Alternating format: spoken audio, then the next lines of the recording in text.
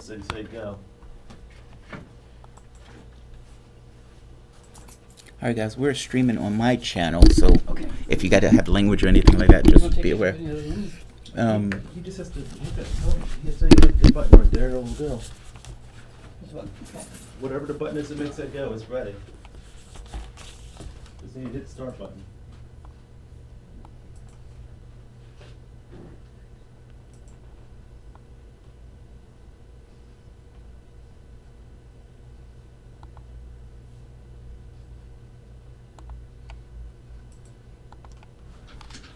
You see it? I don't have an image, but this.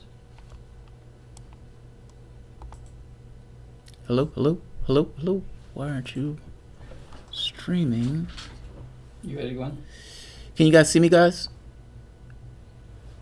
Yeah, I guess I'm gonna have to be. Shit.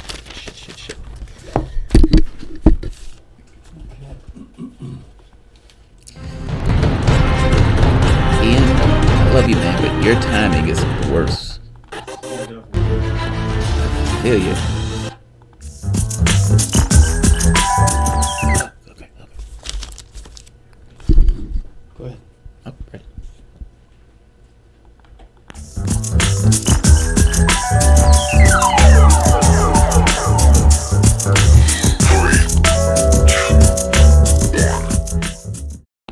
This is the Progressive Soapbox Radio Hour. This will be the voice that is in your ear for the next 2 hours. This is WRWK, The Work FM. Guys, I hope you're doing all right tonight, and I welcome you to the show. I think everything is going okay on our end, so let's just get this show rolling. There was awesome news today, extremely good news.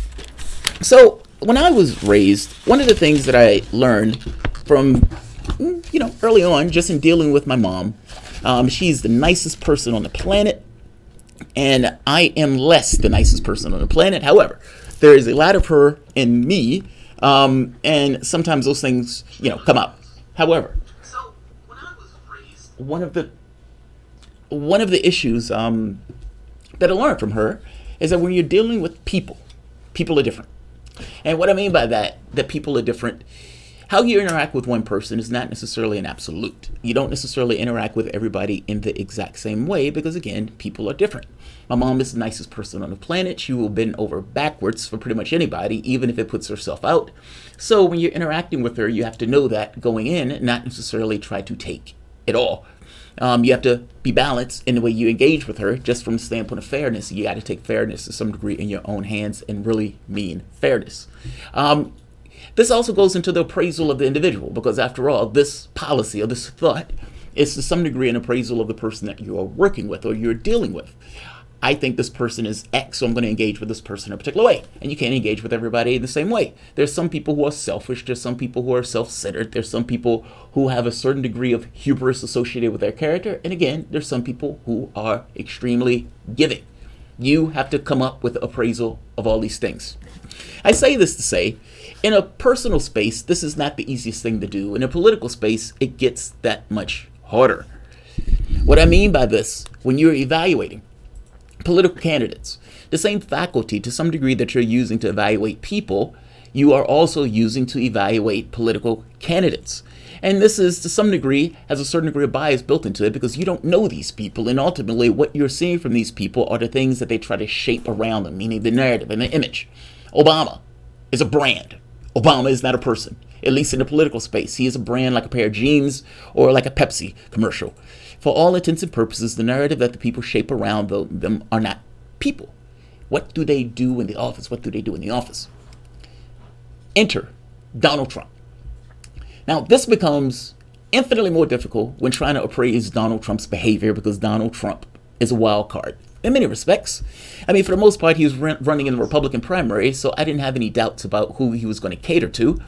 There was a small part of me that hoped that Donald Trump would get in office and just blow off politics and says, screw it. I am going to give that $10 an hour minimum wage increase like I said I was going to do. I'm not going to lower taxes on the top 1% like I said I wasn't going to do. Everybody's going to get big, beautiful health care. I was hoping that Donald Trump would literally run against his party once he got in office. Not so much. He was working in the interests of the top 1%. just like other Republicans, and unfortunately, just like the other Democrats. The issue is not one or the other, the issue is both. So when I look at Trump, how do I appraise his behavior? Early on, maybe several months ago, there was talk about John Bolton. And it was said that John Bolton and Trump weren't getting along. Now, my evaluation of Trump was that Trump didn't necessarily want a war. That Trump, a reality show host, gets in office. That reality show host has no experience from the standpoint of government at all. He's just a con artist for all intents and purposes. And yet, he was able to win. He was able to win. The most shocked person on the day of that election was Donald Trump himself, with a crying wife who didn't believe he was going to win because now she has to be first lady. Donald Trump, however, came across to me as he doesn't know how this stuff works, so he's bringing in people and he's delegating it as if he was running a business. So I need X to take place. I'm bringing somebody in who may know a little bit about X, and I'm letting that person take the ball and run with it. And I will run cover, and I have a particular thing that I might want to do, but ultimately I am leaving it in the hands of people who know what they're doing. That's the way I evaluated my behavior with Donald Trump. And so when it came to Bolton, it seems that they were working at cross purposes. Bolton wants a war with Iran. Bolton was standing on the stage screaming at the height of his lungs that he will be celebrating in Tehran, working with a religious terrorist group called the MEK. That's the patsies that they have inside the government that are massively not popular. However, various people in the United States will take their money. This thing is a cult. And yet, Bolton wants regime change in Iran. Trump wants regime change, but Trump doesn't want a war. Meaning Trump wants to effect that regime change without going into a war. Because part of his brand was Bush and Obama got you in the wars. I'm the guy that's going to get you out of those wars. Or at the very least, I want to deal with America first. I don't want to get into these wars. I don't want to get into these foreign conflicts. And what do you know? You have a situation where the person that he put in is a mad dog, a putrid, degenerate person who probably should be under a jail cell, let alone running as a national security agency. And yet Trump put this person in office going cross purposes with his own political plans. That ends today. Several months ago, I said, it looks like Donald Trump is going to fire John Bolton. And for the longest time, that kind of kept going. But I also said, it's unclear whether or not Donald Trump fires him before he gets elected or before the next election. Meaning, if Donald Trump does this now, what is Donald Trump trying to tell everybody else? And dealing with the quantity that is Donald Trump, what does it mean that John Bolton has been fired? Trump sends out a tweet. The tweet, brutal, efficient. I told John Bolton that I no longer need his services. The end. Right here. So this is what Trump put out as a tweet. I informed John Bolton last night that his services are no longer needed at the White House. I disagreed strongly with many of his suggestions, as did others in the administration, and therefore I asked for his resignation, which was given to me this morning. I thank John very much for his service. I will be naming a new national security advisor next week. Essentially, John Bolton, you, sir, are fired. Oh, couldn't happen to a better degenerate of a person. I love it. I thought, I couldn't tell whether or not this firing was going to take place before or after the election. And I thought to myself, he can't fire him before the election, because if he does, it would indicate that either Trump's strategy on Iran was flawed, in which case he may be going for a different strategy, or, and this again gets into this notion of trying to find and appraise the individual that you're dealing with, or Trump just got pissed off at Bolton and got rid of him. It seems that they were clashing over and over again in regards to the policies that they wanted to enact. Trump wanted to squeeze but not necessarily break. Bolton didn't necessarily mind breaking. Again, Bolton for the longest time was okay with this notion of having a war with Iran. Trump wasn't. Think of it in the sense of a manager. Go and change that government in Iran. Or, at the very least, get them to come back to the negotiation table, because for me, that's a win. 2 years in, not only have you not gotten them back to the negotiation table with this pressure strategy, Iran has themselves started to up the ante and has started to push back against the EU, meaning trying to get the EU to essentially rein in the United States. Because ultimately, Iran's point of view is the United States killed the JCPOA. We were living up to our agreements. They weren't. All right, fine. John Bolton gets the job. Pressure them and get them back to the table. Now, does John Bolton have that in his head? Maybe, maybe not. Or is John Bolton looking for regime change? Yes, probably. And yet, John Bolton takes on this particular thing, and John Bolton squeezes and squeezes and squeezes and squeezes on one policy after the next, with Trump never having the sense to realize that there is no penchant for negotiation in Iran under the terms that the United States has been trying to negotiate, quote unquote.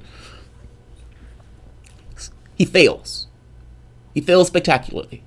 And he fails in a way that makes Trump believe that he wants to start a war. And not just that, disagreeing with Trump, which in and of itself could be enough for John Bolton to get fired. Trump wants to bring in the Taliban to negotiate.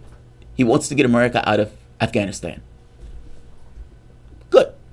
I have no issue at all with Trump trying to negotiate in order to get the troops out of Afghanistan. We've been there for, 18 years at this point. It's time to call it a day. It's time to come home.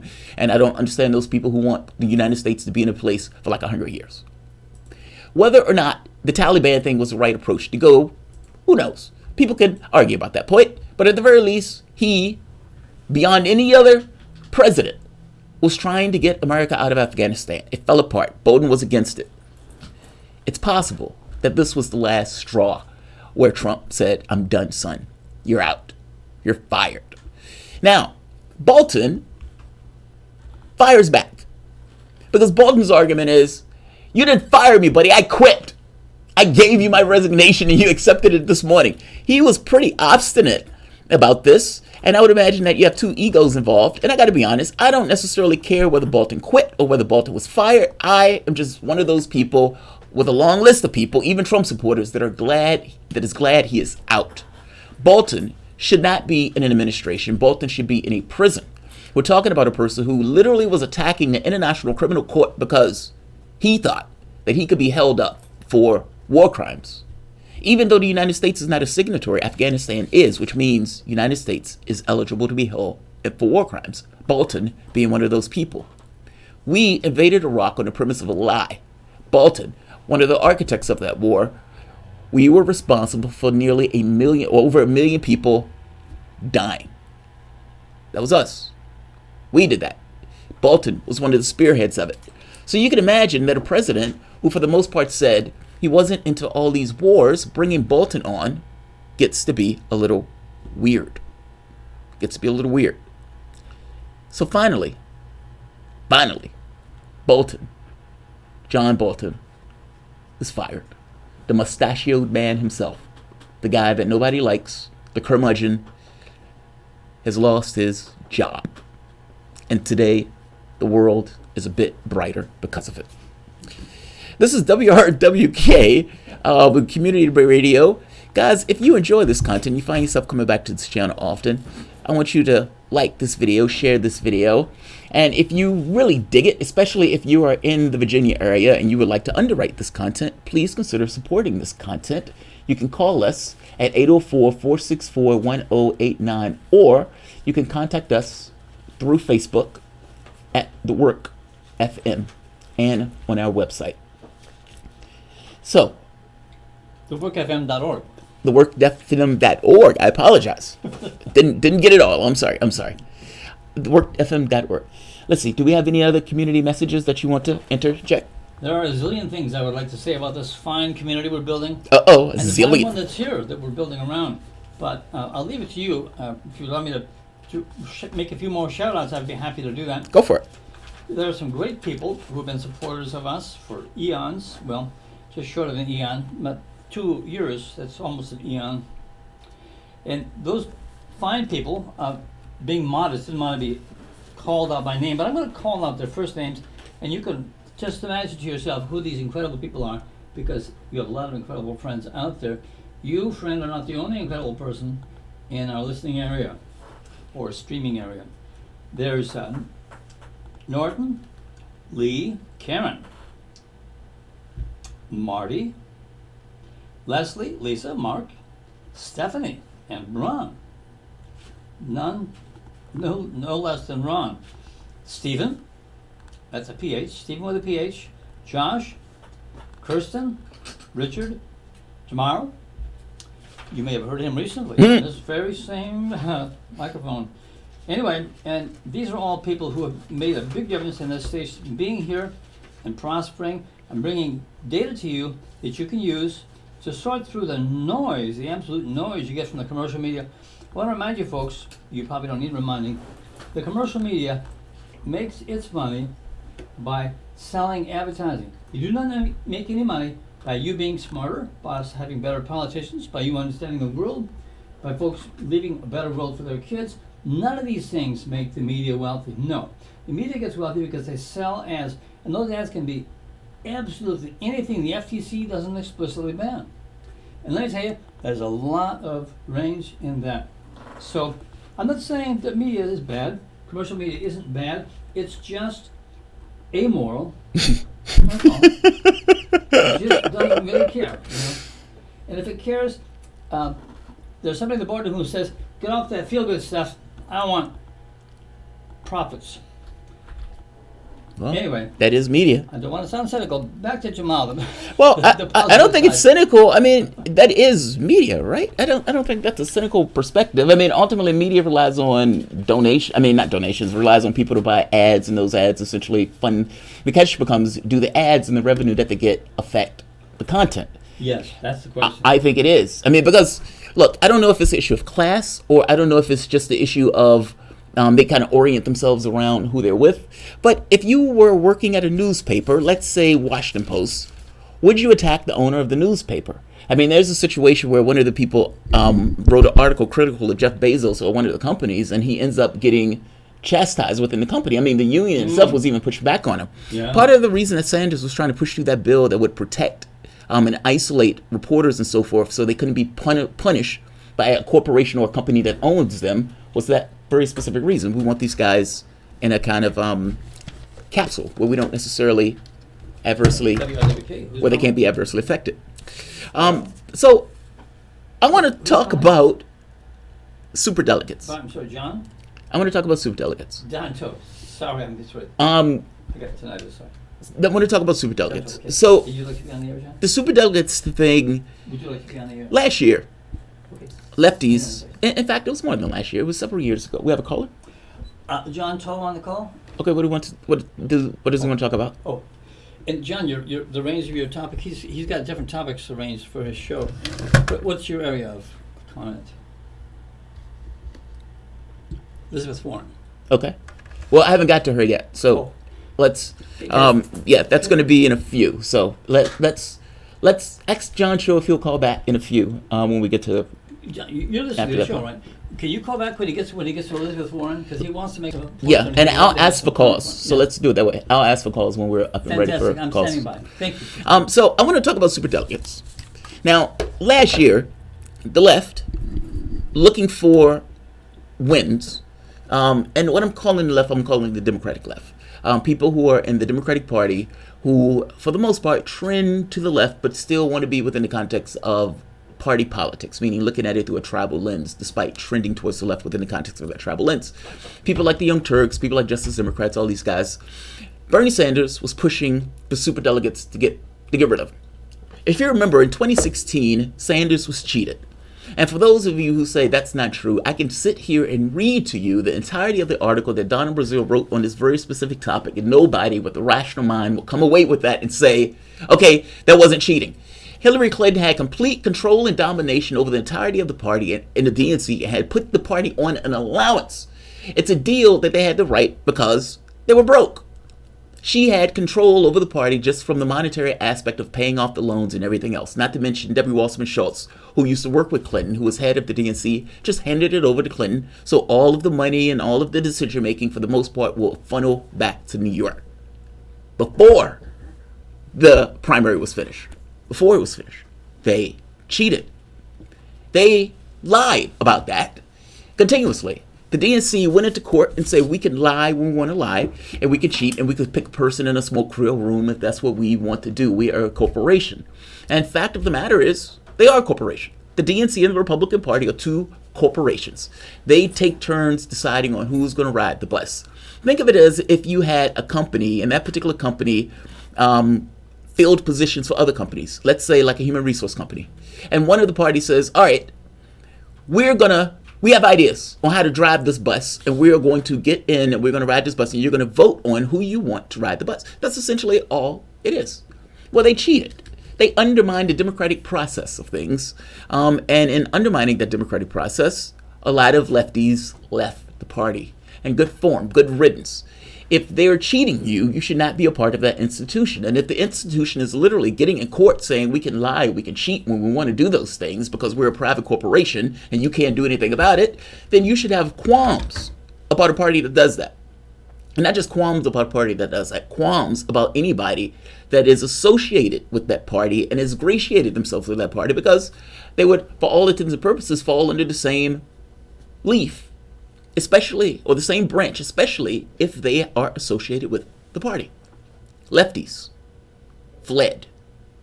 The Democratic Party put on a dog and pony show talking about we're united, we're united, we're united. However, they would never own up to the fact that they were cheating.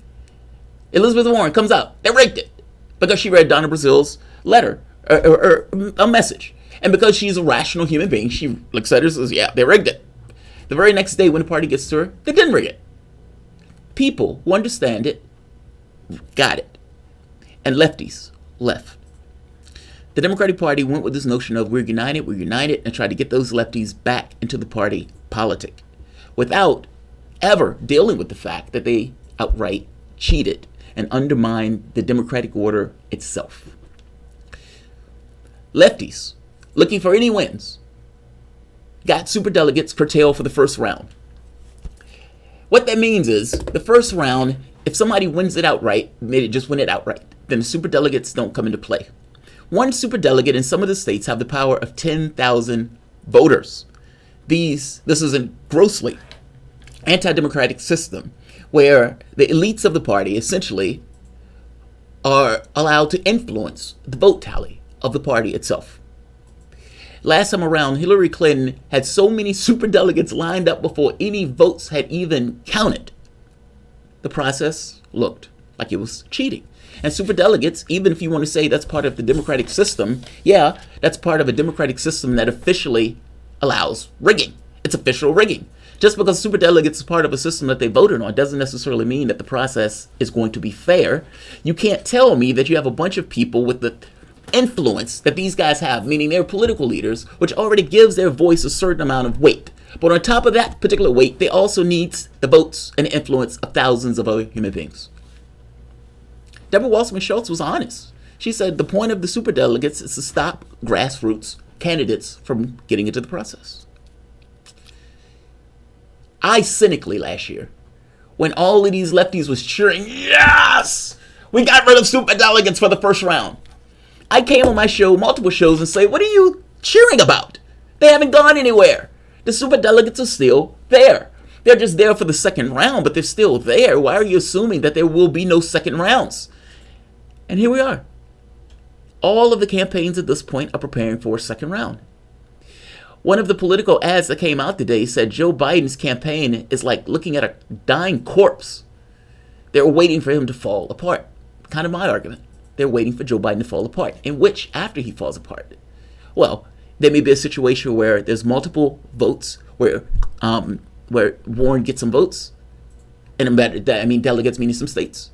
Sanders gets some delegates. Warren gets some delegates. In which case, they split it, and you have a second round that's forced. Meaning, all of those superdelegates that all of these lefties were cheering about, yes, we got rid of superdelegates, will most likely, potentially, be back and in full force. What's the big issue with the superdelegates last time beyond just the outright cheating of the process? What was the big issue? It was because every night they would show Hillary Clinton's vote total and they would add in the superdelegates, even though the superdelegates hadn't even voted. They would add them in. Now, One of the reasons that they put the superdelegates on the second round was to avoid that process. Because their wise plan was, look, if we get rid of the superdelegates from the first round, the media is no longer going to do the superdelegates tally. And I laughed. Because what I knew was that the media loves a horse race. And every incentive in the world was going to be, if this goes to the second round, who are you going to vote for? And what do you know? God, I love being right. Look at this. We have not even had the first votes in Iowa. Superdelegates have not voted. We don't even know if superdelegates will vote because the superdelegate vote doesn't come to the second round. Doesn't matter. Look how right I am. What do you know? 2020 early contest, pre-election delegate estimate. How are you estimating delegates already? How are you doing that? You don't even know if Joe Biden is going to make it to the last race. I mean, he's forgetting Obama's name. He's forgetting where he is. He is forgetting even that Obama was the last presidency. He is mumbling from one stage to the next, messing up, incoherent, saying things that they're calling gaffes. But there's no capacity or there's no situation in your particular job, whatever your job is, where you could screw up royally constantly and they would just say, yeah, he's just making a gaffe. No, they would say you're screwing up and they will fire you. I don't know why Joe Biden gets this level of a pass on this stuff. My point is this. They're saying that Joe Biden has 600 pre-delegates. They're saying Warren has 545. And they're coming out with an article saying Warren is almost caught up to Biden with the superdelegate count. What superdelegate count? But I knew this was going to happen because media loves a horse race. They were always going to ask the second question if the second round doesn't take place. And by them showing this, people are going to look at this and be like, wow, Warren is in the lead. In the lead for what? You mean for votes that never took place? You don't even know if Biden is going to make it through the thing. And you don't even know if the second round is going to take place. And yet, here we are. An article. Warren, twice as many superdelegates as Sanders. And almost catching Joe Biden. Superdelegates. Again, I was right. Now, I want to transition from this to something else. There's an optics associated with this. Human beings have this odd tendency to go around this notion of people who will win. And they would orient and say, well, that person clearly is going to win. Or they would throw their support behind somebody because they want to be a part of the winning team. It is an odd quirk of humanity, but it is what it is. Showing this in this way makes it look like they have more support than what they actually have. Joe Biden can't fill a doghouse in regards to getting people to a town hall or getting people to a crowd. Sanders just filled the stadium with over 10,000 people, not to mention spillover. I guess I'm just making the point that this is not attached to reality at all, and yet, here we are. And also, this is MSNBC, which means it's a propaganda outlet. The goal is probably to push Warren. This is massively inappropriate, is my point. And like I said, I like being right, but I knew that media was going to do exactly what they're doing here right now. Call it cynical, but yet, here we are. One of the things I want to mention is it became apparent that Warren has been working in a back channel with Hillary Clinton. Did you know about this, Ron? I heard some hints about that, but I haven't had any real validation of it. So here's a validation. NBC News comes out with a story that says essentially that Warren has been working with Hillary Clinton in the back channel, and then they've been getting closer in regards to the issues associated with the campaign. Warren, however, doesn't want this to be known per se because, people don't necessarily like Hillary Clinton all that much, especially on the far left. She's outright despised. And the people who Warren want to get, she does not want those people to know that she has been working with Hillary Clinton. There's several reasons Warren is working with Hillary Clinton, and I've argued on multiple times that Warren cannot be trusted. It's one thing after the next. Warren makes an argument that big money in the process is problematic. Big money taints the individual. She's been on the floor of giving speeches like this. Big money taints the process. Big money taints the process. And then she would say, I'm going to take a no big money pledge, no dark money pledge when I'm running grassroots. Why? Because, as she says, I want to build a grassroots movement. Then she would come out And she would also simultaneously say, however, I will take all the money in the world when I get out of the primary. And people nobody asks the question, like, Warren, wait a minute, that doesn't really make sense. You're saying that you're tainted in the primary, so you don't want to take that money, but out of the primary, you're not tainted? Not to mention, are you saying that you can take big money and you can't do a grassroots thing while you're taking big money? No one just ever asks her the basic question, look, is it true that you're not taking big money because you want to be able to stand beside Bernie Sanders and say, I'm not taking money just like Sanders is not taking money? That's more honest. But nobody ever just basically asks her that question, because on MSC News, MSNBC, CNN, TYT, all these channels love her to death. And she is their way of trying to stop Bernie Sanders, who they consider an existential threat. There are multiple reasons she's working with Clinton. The guy who wrote the book Shattered had the conversation where Bill Clinton told Tom Perez, don't let Bernie Sanders take the party. Don't let Sanders folks take the party. Hillary Clinton hates Bernie Sanders. And so in this case, Warren is the way of stopping Sanders from the standpoint of the Democratic Party. She is the horse that you could say that Warren is riding, that is under the thumb of the party, that is a controllable factor and doesn't necessarily want a political revolution. She just wants to maintain things the way they are, with moving it a tick to the left, but nothing that will really challenge the system as it is. Hillary Clinton is using Warren to stop Sanders. Now, beyond that point, and the guy, Bill Clinton telling Tom Perez to don't let Sanders take the party, there's also this thing about influence. Going back to the superdelegates thing for the moment, it is very likely, it is very possible that those superdelegates will come back in force. And when those superdelegates come back in force, all of them, not 60%, all of them, every last one of them, Hillary Clinton's association with Warren, that again, Warren is trying to keep behind the scenes because she doesn't want people to know that that association exists, will come in and be very beneficial.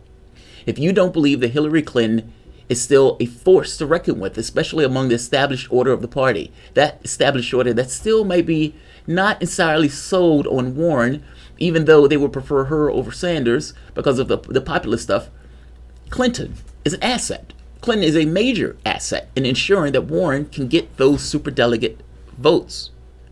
Loyalty also comes into play. In 2013, Hillary Clinton and Elizabeth Warren signed a secret deal. It was other members of the Senate thing, to essentially not run and to give Hillary Clinton their support. Meaning, in 2016, when Bernie Sanders was running and everybody just assumed that from an ideological standpoint, this person is clearly going to support Sanders. I mean, supposedly, she always calls herself the second most progressive. Not so much. People were shocked by that. And when they would ask Warren, Warren would be cagey and not necessarily answer this question directly. Truth of the matter is, in 2013, Warren signed a secret deal with Clinton, giving her fealty and loyalty, to not run, but to also support her. Meaning, when everybody was expecting Warren to support Sanders because of ideological reasons, not so much. Clinton had already gotten that support and closed off that particular side of potential candidacy. Loyalty. Thank you for supporting me in 2016, despite the fact that the guy who was running against me was more ideologically close to you. So I am going to give you that same support in this race. And if you need me to hide behind the covers, again, I made the comparison like the girlfriend that you don't want people to know that you got. It's like, hey, don't come around here. Don't come around here. Never, ever, ever come here. I will call you. I will send you a text. I will give you a heads up when we can meet. But don't let anybody see you, coming here, and definitely not leaving. It's the girlfriend or the boyfriend that you're absolutely ashamed of, and nevertheless, there they are. So in this case, loyalty. There's two more reasons. Trump. Donald Trump. And I don't think I even need to espouse upon that one. You already know that she hates his guts. She thinks, clearly, he lost to Trump, so she wants Trump beaten. The last point is the cash. The money. The big checks. Warren is being disingenuous in regards to the money that she's raising. A story just came out in the New York Times showing that Warren was raising big money, and despite attacking that dark money, raise a ton of that dark money, millions, I think up to over $10 million, and then funnel that dark money into her current campaign, the same campaign that she said she would not raise dark money for. Well, she had raised it in the Senate race and is now using it for this race. So yeah, maybe, technically, but we don't even know if Warren is bundling, and we don't even know, Warren has this weird interpretation of big money. And if she is the person who's not going after it, meaning, is Warren using surrogates in order to raise big money so it's not necessarily attached to her name so she can say, well, I personally am not necessarily raising big money. My point is, the spirit of this wasn't necessarily to find technicalities to get around this notion of raising big money. Warren herself said there are ethical problems was associated with taking this money. Well, here we are. Are there? Also, again, Warren will take a ton of money when she leaves the race. She said before, I do not believe in unilaterally disarming. Right here. Listen to her say it. You don't need me to say it. I'm just going to be blunt. I do not believe in unilateral disarmament. We got to go into these fights, and we got to be willing to win these fights. So this just applies to the primary, like right there. So it just applies to the primary. That's the important part. Essentially, if for those of you guys, if you guys can hear me, Warren is talking to Chris Hayes, and she tells Chris Hayes, this only applies to the primary. I do not believe in unilaterally disarm.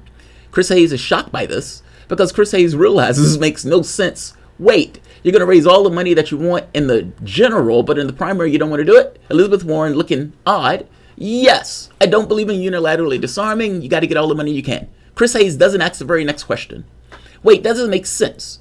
If it is okay to raise all of that money in the general, what's wrong with you raising it in the primary? Again, this is the gimmick that she's using to get from point A to point B to be able to take all the money in the world when she gets into the general. And here's where Clinton comes in also. Clinton, whatever you want to think of her, can raise cash. She has all sorts of people with means that can dump money into Elizabeth Warren's campaign. And Elizabeth Warren has already said she is going to raise all the money in the world when she gets out of this race. And guess who's going to be there to help her? Hillary Clinton. No, she doesn't want people to know that they're connected together because, again, it's an optics issue. It becomes somewhat problematic and dicey when Hillary Clinton, who is somewhat of an ignoble figure in lefty politics, is back into the fray. And yet here we are. When I argue that you can't trust Elizabeth Warren, it's because of stuff like this. And by the way, do you honestly believe that either the money that Clinton will raise for Warren, the dark money that Clinton will raise for Warren if she gets out of the primary, or for that matter, the entanglements that are taking place right now with Clinton working behind the scenes with Warren to get her support from the standpoint of the establishment and to get her support from the standpoint of dollars, do you believe that will come without entanglements? Do you believe that the Clintons work in a way that is non-transactional? They work from the standpoint of transactional politics. Clinton loses to Obama. Obama needs Clinton's support. Obama goes out and says, look, I'm going to make you Secretary of State, but I need you to go out and support me. Clinton goes out and, despite disliking Obama, supports him full-throatedly. She leaves Secretary of State after the first term. And what does she do? She starts running for president. And she runs in a way that says, it's my turn. She assumed that everybody else was going to bow out and get out of her way because, again, supposedly, it was her turn. She had already, to some degree, worked this out. And she just kind of accepted all the other Democrats to fall in line. And all the other Democrats did. Bernie Sanders, however, is not a Democrat, which made it that much more vitriolic when he got into the race. And part of the reason they heap so much hatred on him now, and they were heaping so much hatred on him then. My point is this. Warren is breaking the big money pledge. At the very least, any spirit of the pledge would be that she is running in the race in which she is not taking cash. And before getting into the race, she pulled that big money into the primary system, which is something she said she wasn't going to do, at least in the spirit of it. But also, when she leaves it, she will be taking a ton of it. And the fact that Clinton is working with her on this, if you're a Warren supporter, should concern you. I don't give this message to everybody. There's some people who are supporting Warren regardless, and they identify with Warren. Fair enough. But there are some people who are identifying with people purely because of issues of policy, and there are things that they want to see changed and espoused in the world. My argument here is, why on earth would you vote for the echo when the real thing is in the race? Why would you vote for somebody who's being cagey with the wording and the way that they're going about their politics? If you want somebody who's going to be different, there is one person in the race that is only accepting money from you and is only accepting a certain amount of money and is not playing cute and loose with the terminology and the phraseology of their politics. There's one other last point that I want to show associated with this. These, the superdelegates thing that NBC is showing, or MSNBC is showing, is not matching up to the polling. Meaning, right off the bat, there's problems with the MSNBC, whatever they're doing. So Bernie Sanders has, there are 3 states that Bernie Sanders is competitive in. Nevada, Ohio, Iowa, South Carolina is going to Joe Biden in spades. Despite Sanders being at least 3 points away in all of those 3 states, they're given those states to Warren and to Biden. Now, I suspect they're doing this because, again, they're assuming that they're going to be superdelegates, that if it gets to the second round, that despite Sanders potentially winning those states, that the superdelegates of those states will go to the various people. It's dicey, man. Sanders has to win this outright. Otherwise, look out. Party that can lie, cheat, and steal in an election. Yeah, pretty much. Yeah, pretty much. He has to win it outright. Otherwise, he's going to have to deal with this. And I have to be honest, if you're a Warren supporter, the notion that Clinton is back in politics and is in the shadows supporting this client or your candidate should give you concern. It should give you concern, especially if you're looking for an honest arbiter that's going to effect real change in the system itself. So I want to go to a commercial break. WRWK 93.9 FM is a community radio station building a bridge, city to city, left to right, neighbor to neighbor. Guys, if you would like to support this content, you can underwrite this content by calling us at theworkfm.org or by contacting us through our Facebook site. We're going to start accepting calls, 804-464-1089, 804-464-1089. If you hear something that I've said that you like, if you want to take the piss out of me because you disagree with something I said, feel free to call. The lines are open. Also, let me read one of the other community items. So, support for WRWK is provided by listeners like you. We are a volunteer-run independent public radio station that relies on listener support to bring you great programming. Part of that support, or one of the supporters, is Thrifty Quaker, located in the Midlothian Shopping Center at the corner of Midlothian Turnpike and Cofield Road. Thrifty Quaker sells donated items to support the work of 12 varying, mostly local charities each year. This month, Thrifty Quaker supports the Carol Adams Foundation. And you also, if you're interested, can support this content by contacting us. We are a listener-run radio station, talk radio station, a small station, but we are trying to grow and we're trying to expand. We want to get this message out a little bit louder than what it is, but also it costs to run the station. So if you are interested in supporting and you are one of the businesses in the area, feel free to contact us here. And again, that's WRWK 93.9 FM, and that is at 804-464-1089 or theworkfm.org. I want to jump across the pond. That's my British accent, Ron. Jump across the pond. Good British. I had George Galloway on my show. I think this was maybe a few weeks ago. No, I'm sorry, like a few months ago. And I was practicing my Scottish rolls. Like, it's a power clap. I'm getting that roll down. I was watching the guy, and I was repeating it. Power grab, power grab. And I was like, all right, he's going to get offended. Yeah, grab. He can roll those R's in a way that just like, he just whips it out. And I have to like get set. I was like, all right, ready. Grab. And it's even certain words, like it's only certain words that I can get it. But Galloway, he could be talking and talking, and bam, roll of the R. Grab. It's approaching, and it's aggro. Yeah, I can't get it out, and most of the time I can only get power grab out because I had practice on it for so long and trying to get it out. All right, the politics in the UK. If you are not paying attention, shame on you. Shame on you. You think the politics in the U.S. is crazy, going from the standpoint of trying to get the election and all this other stuff. We have nothing like what is taking place in the UK. Elegant, brutal, brilliant at sometimes, failure on an epic level. By the same token, even a certain degree of redemption within the context of that failure. It is fascinating politics, royalty, House of Lords. We have nothing like that in American politics. I mean, think of it. Somebody appointed by God. Imagine. That the government has to beseech in order to, Now. And the Queen helps set the agenda.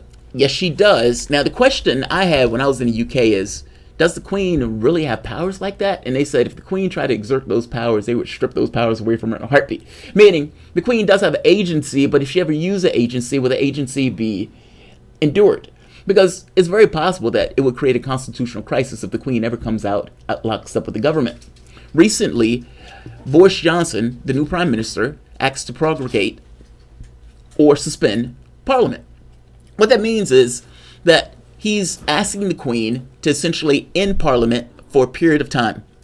The catch here is that the UK is supposed to leave the European Union on October the 31st, Halloween. And Boris Johnson is suspending Parliament up until the 14th of October. Meaning when they get back, they're going to have 2 weeks to deal with whatever they need to deal with Brexit. Clearly, he's doing this because he wants to essentially force Parliament into a situation where they will be under a clock and under pressure. Parliament knows that he's doing this, and so Parliament gets pissed off at Boris Johnson and constrain the powers of the Prime Minister. Now, if you are paying attention to the UK politics, just as a primer, Theresa May had one job, Brexit. Theresa May fails at that job. She does not get Brexit done. And not just not get Brexit done, she is eaten alive as a zombie prime minister that finally, as a rotting corpse that finally calls over. Boris Johnson, Brexiteer, firmly believes in Brexit. And Boris Johnson said, we are going to leave on October 31st, come hell or high water, I don't care what gets in my way. And he rips his shirt off and he starts screaming on the podium. Now, from his perspective, there is no way to get this done with the parliament that you have. Boris Johnson had a thin majority, and there was no capacity in Parliament for anything. They had been arguing Brexit for 3 years and were unable to get anything accomplished from the standpoint of Brexit. Parliament could not deliver anything. The only thing the Parliament knew is that it didn't want a no-deal Brexit. But in order to have or not have a no-deal Brexit, you got to have something. You got to pass something. You can't just say, I don't want a no-deal. You got to actually pass something in order to avoid having a no-deal. So they kept calling for extensions. They would go on bended knee to the European Union, please, sir, give us an extension. Now, Boris Johnson has gotten to the point that says, screw that. That's never going to happen again. I'm never going to do that. I'm never going to go to the European Union. I am leaving hell or high water. I am getting us out of the European Union. Fast forward. Boris Johnson said, I would deselect anybody that doesn't toe my agenda. And he did just that. Meaning, the slim majority that he had went to that much less. Now, my argument here is that Boris Johnson didn't really care about that because Boris Johnson knew from the beginning that he was going to have a special election. He had to have a special election. However, the Prime Minister cannot effect an election by himself, meaning the Prime Minister needs Labour support. So what did the Prime Minister do? The Prime Minister came up with a plan. The Prime Minister said, I'm leaving on October the 31st. Now, the reason he's saying that is because he needs the European Union to believe that he will do that. Meaning, one of two things is true. Either Boris Johnson is not negotiating with the European Union, which many people say that's not taking place, that he's cut down on the number of negotiators. There is no negotiations that are really taking place in earnest. The secondary hypothesis is the one I trend towards. Boris Johnson does want a deal. However, he has no capacity to get anything from the European Union in the sense of delivering anything. Meaning, in order for him to get a deal, he has to, at the very least, get across to the European Union that he could potentially leave without one. Leaving without a deal won't just hurt the United Kingdom, but will also hurt the European Union if the United Kingdom leaves in an uncontrolled exit. Think of it from the standpoint of their economic consequences of the United Kingdom leaving this kind of helter-skelter drunk man off of a cliff. Boris Johnson, no deal, Brexit. Boris Johnson needs this capability as a threat to the European Union if he's ever going to get a deal from the European Union. The negotiation that is taking place, if any negotiation is taking place, is I will leave without a deal. And you will be hurt by me leaving without a deal, despite the fact that we will also be hurt. Hence, we are leaving on October the 31st, come hell or high water. If he can deliver on that threat, then there is a chance that the European Union, if they're willing to negotiate at all, may negotiate to avoid that particular reality. Problem. That level of brinksmanship means that the United Kingdom could actually tumble out without a deal, regardless of what Boris Johnson wants. In fact of the matter is, between everybody that's been in this particular race as a prime minister, Boris Johnson will take them out on October the 31st if he gets the opportunity to do so, if he could affect that particular agenda, because he is one of the Brexiteers that firmly believe in Brexit. Doesn't necessarily matter the negative consequences to the UK. He personally won't necessarily be adversely affected outside of the hit to his own political charisma. So Boris Johnson needs an election. So what did he do? He started acting badly. He would say the Parliament takes control. Parliament puts one question on the docket. Will we take control of ourselves? Meaning, will Parliament take control of itself? The answer came out yes, against the government. Meaning, Boris Johnson loses a major vote. His own party turns against him. 2, will we force the Prime Minister to go to Brussels and to go to EU and get an extension, regardless of what the Prime Minister says? Meaning, regardless of the Prime Minister getting on stage, ripping his shirt off with his gorilla chest, screaming, I will never, while there is breath in my body, go to the UK.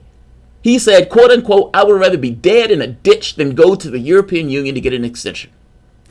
Parliament, by law, said, you will do just that. So understand the situation that Boris Johnson finds himself. He says, I will never go to the European Union and get an extension. Parliament takes control of itself and passes a bill saying, you will do just that. You will go on bended knee with hat in hand and you will shame yourself before the nation, before your Brexiteer party, before the European Union. You will be an embarrassment, but you will go and do it because it is the law. It's the law. Question. Is Boris Johnson going to break the law? Fascinating, right? Now, Boris Johnson's way out of this was what he assumed in his political strategy from the beginning. And I don't know if mainstream media gives him credit for this, but it's a pretty decent political plan. Labour has been screaming for an election for 3 years. If I give Labour the opportunity for an election, they will take it. So, Boris Johnson assumes that when Labour passes that bill that says you will go to Brussels, Boris Johnson says, fine, we're going to have a snap election. And Boris Johnson comes out, he puts it up for Parliament to call a snap election. Labour has been calling for a snap election for 3 years. And he loses that vote also because Labour abstains from the vote. Labour wants no part of it. Labour wants him to stew in the juices that he created. Meaning, a prime minister that bet everything on, I'm leaving on October 31st because he assumed that there would be a general election that he can call a snap election, is now stuck in a situation where, by law, he has to go to the European Union and get an extension, while him simultaneously saying he will never do it and not having an election as a way out. You must understand, the election was his way out, and Labour has refused him that election. Last night, there was pandemonium at Parliament. John Bercow, the fairest man on the planet in regards to UK politics. I love the guy. I nearly wept when John Bercow said he was going to leave. That's how much I like Bercow. And I don't even live there. If I was a weaker man, I would have done that. I would have just sat there and cried. But I like Bercow. Bercow's us. We have nothing like Bercow in our politics. He's not a hack. You wouldn't even know what Bercow's party is. Bercow, they tried on multiple occasions, the Tories, to get Bercow out because they want somebody who is essentially a hack and would cater to their needs. Burkow, for the most part, would not. And Burkow has been trying to protect Parliament and protect the UK from what has been, for the most part, a Tory party that wanted to either run out the clock or, at the very least, get their no-deal Brexit. The Parliament has stopped Boris Johnson from the no-deal Brexit. That's assuming that Boris Johnson doesn't break the law. This happened last night. This was UK Parliament. They went up for a deal, or the question of will the question being, will the Prime Minister attend to the affairs of the state? And the Prime Minister comes out and says, we need to have a special election. So the first time they voted on an open election, the Prime Minister lost. Again, Boris Johnson has lost like 5 votes. Boris Johnson put it back up for a vote. Will there be a snap election? He wants one because he needs one, because if they don't have one, he has no answer for the pickle that he finds himself. Again, by law, he needs to go to Brussels to get an extension. Boris, however, said he would never under any circumstances do this. So his way out, an election, Labour, doesn't allow it. Tory party needs 2/3 of a vote in order to have an election, which means they need Labour support, and Labour is not giving them the support. This took place last night. I am simply the messenger, and I've reported the facts, and I'm glad that the matter is of interest to those who are looking upstairs, and thank you very much indeed. Order. Point of order, the Prime Minister. Unlock. Point of order, the Prime Minister. Johnson, just so we're clear, Boris Johnson just lost the vote to have a snap election, meaning the Prime Minister is stuck in a situation where he is told to go and do something by law that he said he would never do. It has gotten the Queen's approval. It has gotten approval from the House of Lords. It is law. The Prime Minister is still saying he won't do it. He's gone so far as to question whether or not the Prime Minister is literally going to break the law. They've been threatening him with jail time if he says he's going to break the law. It is unclear whether he's going to try to hold this up in courts. It is unclear what Boris Johnson is going to do here, but he is stuck in a situation where he's stuck to stewing his juices. There will be an election. Don't misunderstand me. But in the meantime, it is unclear what the Prime Minister is going to do. Break the law or repudiate everything that he said getting up to this point. This is Boris Johnson after losing that second vote on his second election. He looks strong here, but he is weak as wet noodle at this point, despite looking strong. And I have to be honest, I wish Jeremy Corbyn would have been stronger in this moment. Because ultimately what Jeremy Corbyn needs to get across is, I am not going to let you out of the fix that you find yourself in, and I'm not going to take a lesson on you in this process. But that's not really what took place. Jeremy Corbyn tried to give a measured response, and you don't really need a measured response in this case. Boris Johnson is literally, honestly, if he was, if this was, what did they call it? If this was a roast, I wouldn't be any more surprised. Like if this was like a roast where Boris Johnson just went through Parliament and just roasted all of the leaders of the parties, funny, comical, despite how weak he is in this moment. And I really wish they would have put it to him. Some of this stuff is utterly ludicrous. He's kind of like Trump in that sense, where he would say stuff is like, oh God, I can't believe you said that. Did you realize the NHS was so under-supported by the Tories that they had people dying in ambulances outside of the hospitals, in large part because they couldn't afford, they weren't giving them the services of the NHS. London, knife crime, spikes. They cut the number of cops. Again, Tories in austerity. Like, Tories have been horrendous. Their welfare system, I think it's called universal credit, has been impoverishing people in spades. I mean, they're essentially attacking people for being poor with this notion that if you can make life miserable enough, those people may get a job. That's assuming those people are in a position to get a job. Some may, some won't, which means you just have a system that makes people's life miserable.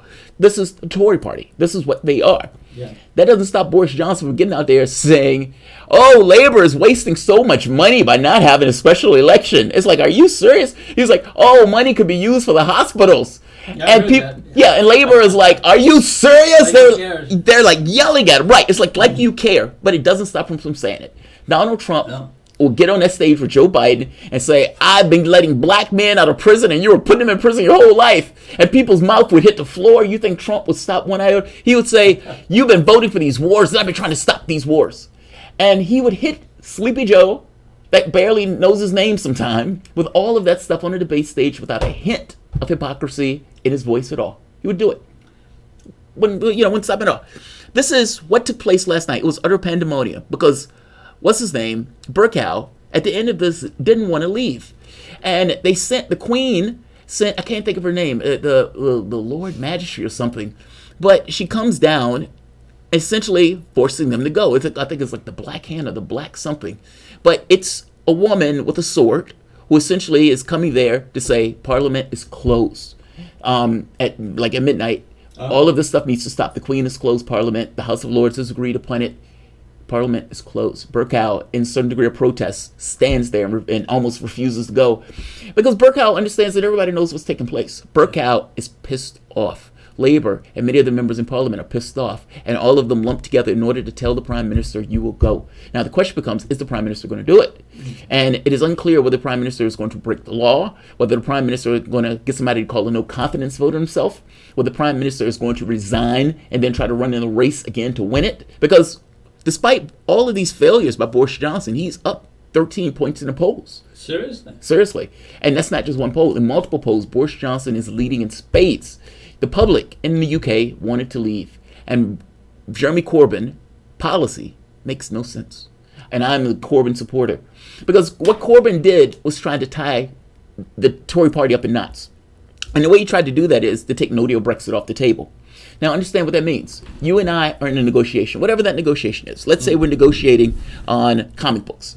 And I have some comic books that you want, and we're negotiating over price. And you say, all right, look, I give you $1,000 for that comic book, but I also need your firstborn. Now, I need the capacity to be like, yeah, I'm going to say no to that. So thanks very much. The way Jeremy Corbyn negotiated, though, Jeremy Corbyn used the tactic of trying to wrap them up in knots, meaning we're taking no deal off the table. And so his pitch was, we need to take no deal off the table. We need to take no deal off the table. We got to take no deal off the table. But what that means is you're in a negotiation with the European Union and you have just said, whatever they give us, we're going to have to take because no deal is off the table. If the European Union said, we want to hold you in servitude for another 10 years, what are you going to do? You've just said you can't walk. It doesn't make sense in a logical sense. Even if the UK turned around and said, the European Union says, look, Theresa May's deal that she signed got voted down 3 times by Parliament. The first time it got voted down, and literally historic measure. I think it wasn't anything all the way going back to like the First World War or something, just insane measure. Parliament hated the deal because Theresa May negotiated it entirely with Europe and then tried to bring it back to get it signed. Parliament said no. She brought it back again. Parliament said no again. She tried to bring it back again. Burkow says, yeah, you're no longer going to be able to bring that deal back. If Parliament is to have any voice, meaning if there's any weight to what Parliament says, you can't have the vote over and over and over again. The EU, under those terms of not being able to leave, meaning not accepting a no-deal Brexit, could turn to Jeremy Corbyn if he gets in power and says, we're going to give you the exact same deal that we gave Theresa May, the deal that you said was atrocious, and the deal that got voted down 3 times, take it or leave it. And what is Jeremy Corbyn going to do? He's already said he can't leave. Politically, as a tactic, I get it. It ties your opponent up in knots because the thing that your opponent needs to negotiate is the ability to deliver a no-deal Brexit because that's the way Europe is going to negotiate. And by tying him up in knots like that, you prevent him from having the weapon that he can use. By the same token, that's a certain level of brinksmanship because if he's using that weapon, it's possible he could step over the line. Both are true at the same time. So, Boris Johnson attacks Corbyn on this front and makes the point of your position in this makes no sense. If you win an election, and you have to have an election if you're going to win it. If you win an election, under your policy, you are going to go to the European Union, you're going to get whatever they give you, because again, you've already said you're not going to leave without a deal, meaning they can give you whatever, and you're going to have to somewhat take it. And then you're going to come back and you're going to bring it up for a vote, because that's the other part. Jeremy Corbyn said, whatever you get, Boris, you need to bring it up for a second referendum, meaning Jeremy Corbyn is going to be stuck with the same rule set. So that means he's going to bring his deal up for a second referendum, in which case many of this party is going to vote against this deal, and they will campaign against this deal because many of the people in Labour are Remainers, especially the people who are in Parliament. The position doesn't make any sense. And I'm somebody who loves Corbyn. I am a huge Corbyn fan. And I can look at this and say, yeah, dude, that doesn't entirely make sense in comparison to Boris Johnson, that regardless of love it or hate it, people are very clear on his intentions within the context of the party and what he wants to do. The problem with Boris is he has no mandate. Boris Johnson was put in by 90,000 Tories. There are 66 million people in the UK. When Theresa May failed, they kind of rotated the next Tory, but Oh. only Tories chosen. He has zero mandate from the standpoint of the country. The only people who put him in office are Tories. Is it hard to get rid of him? Well, it's not really to get rid of him. He has to win an election, which is why he wants an election. See, this is one of those cases where the Tory party wants an election because the only way he can affect what he wants to do for Brexit, meaning a potential no-deal Brexit, is an election. The election is of the population of England, Correct. not just A snap election, all of Parliament, meaning everybody for Parliament is up for grabs. Oh, everybody. He's talking about a snap election, meaning Oh. because the public is the person or the group that needs to choose what they want to do for Brexit. And in order to choose, you need an election because Parliament has no ability to make a choice on it. Anyway, there's no chance for Parliament to come to any decision, whatever the decision is. It's a broken Parliament. Even now, he has no power in Parliament because he doesn't have a majority in Parliament. So you have a Parliament that can't affect anything. Now, part of this was planned. He did this on purpose because he wanted to cripple Parliament to force a new election. Yeah. Parliament is in untenable situations, in which case he needs forced election. So the reason why he could delist those Congress members or those parliamentarians because he knew he was going to have an election, he got rid of them anyway. Does it make sense? Like him saying, I'm going to delist anybody who doesn't toe my agenda. He already knows that he has to have a general election if he's going to leave on October the 31st.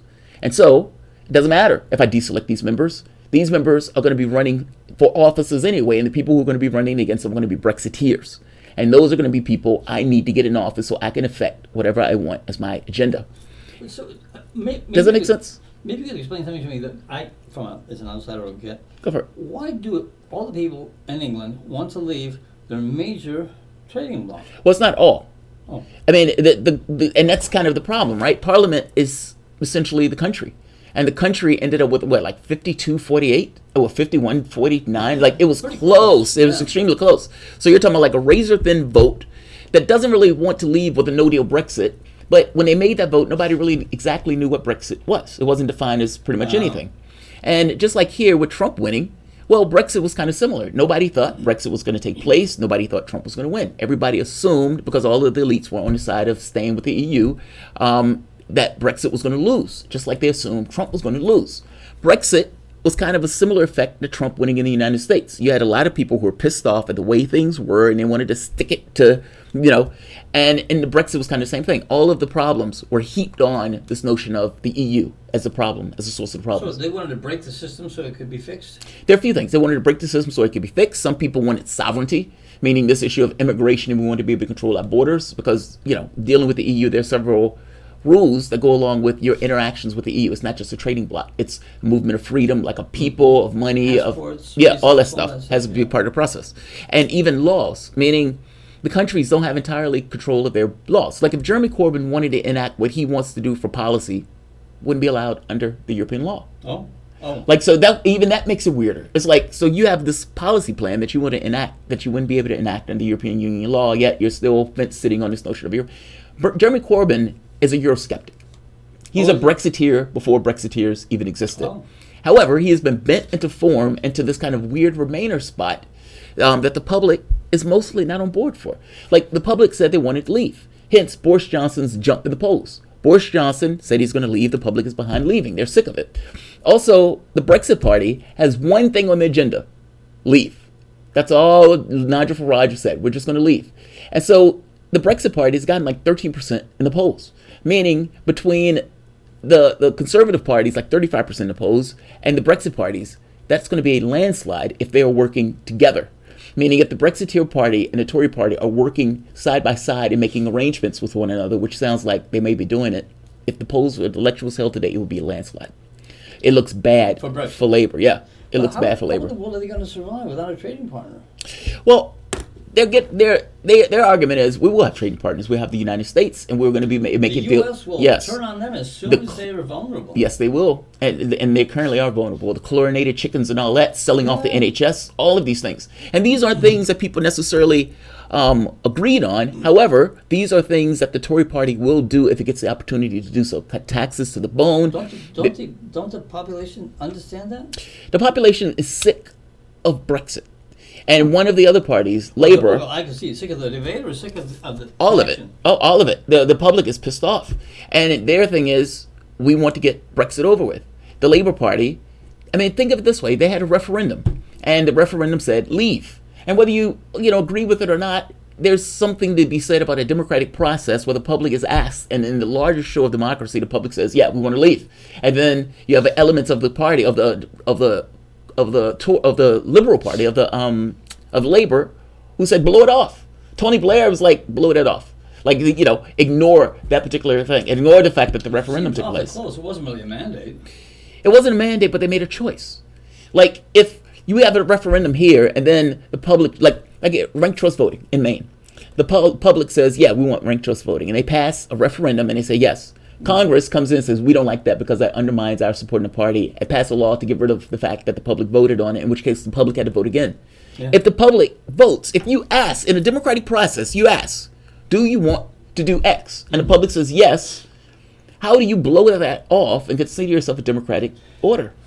Well, may I editorialize? Go for it. I mean, but I think that's the ultimate question. I mean, whoever you're asking, I mean, I don't think you can blow off a referendum. I think that's problematic for any notion of a democratic system. It suggests to me the system is so noisy that you can't really get a good read on what's going on. But they chose. They did choose. I mean, it's a flat fact that they had to vote. It's a flat fact that they chose to leave.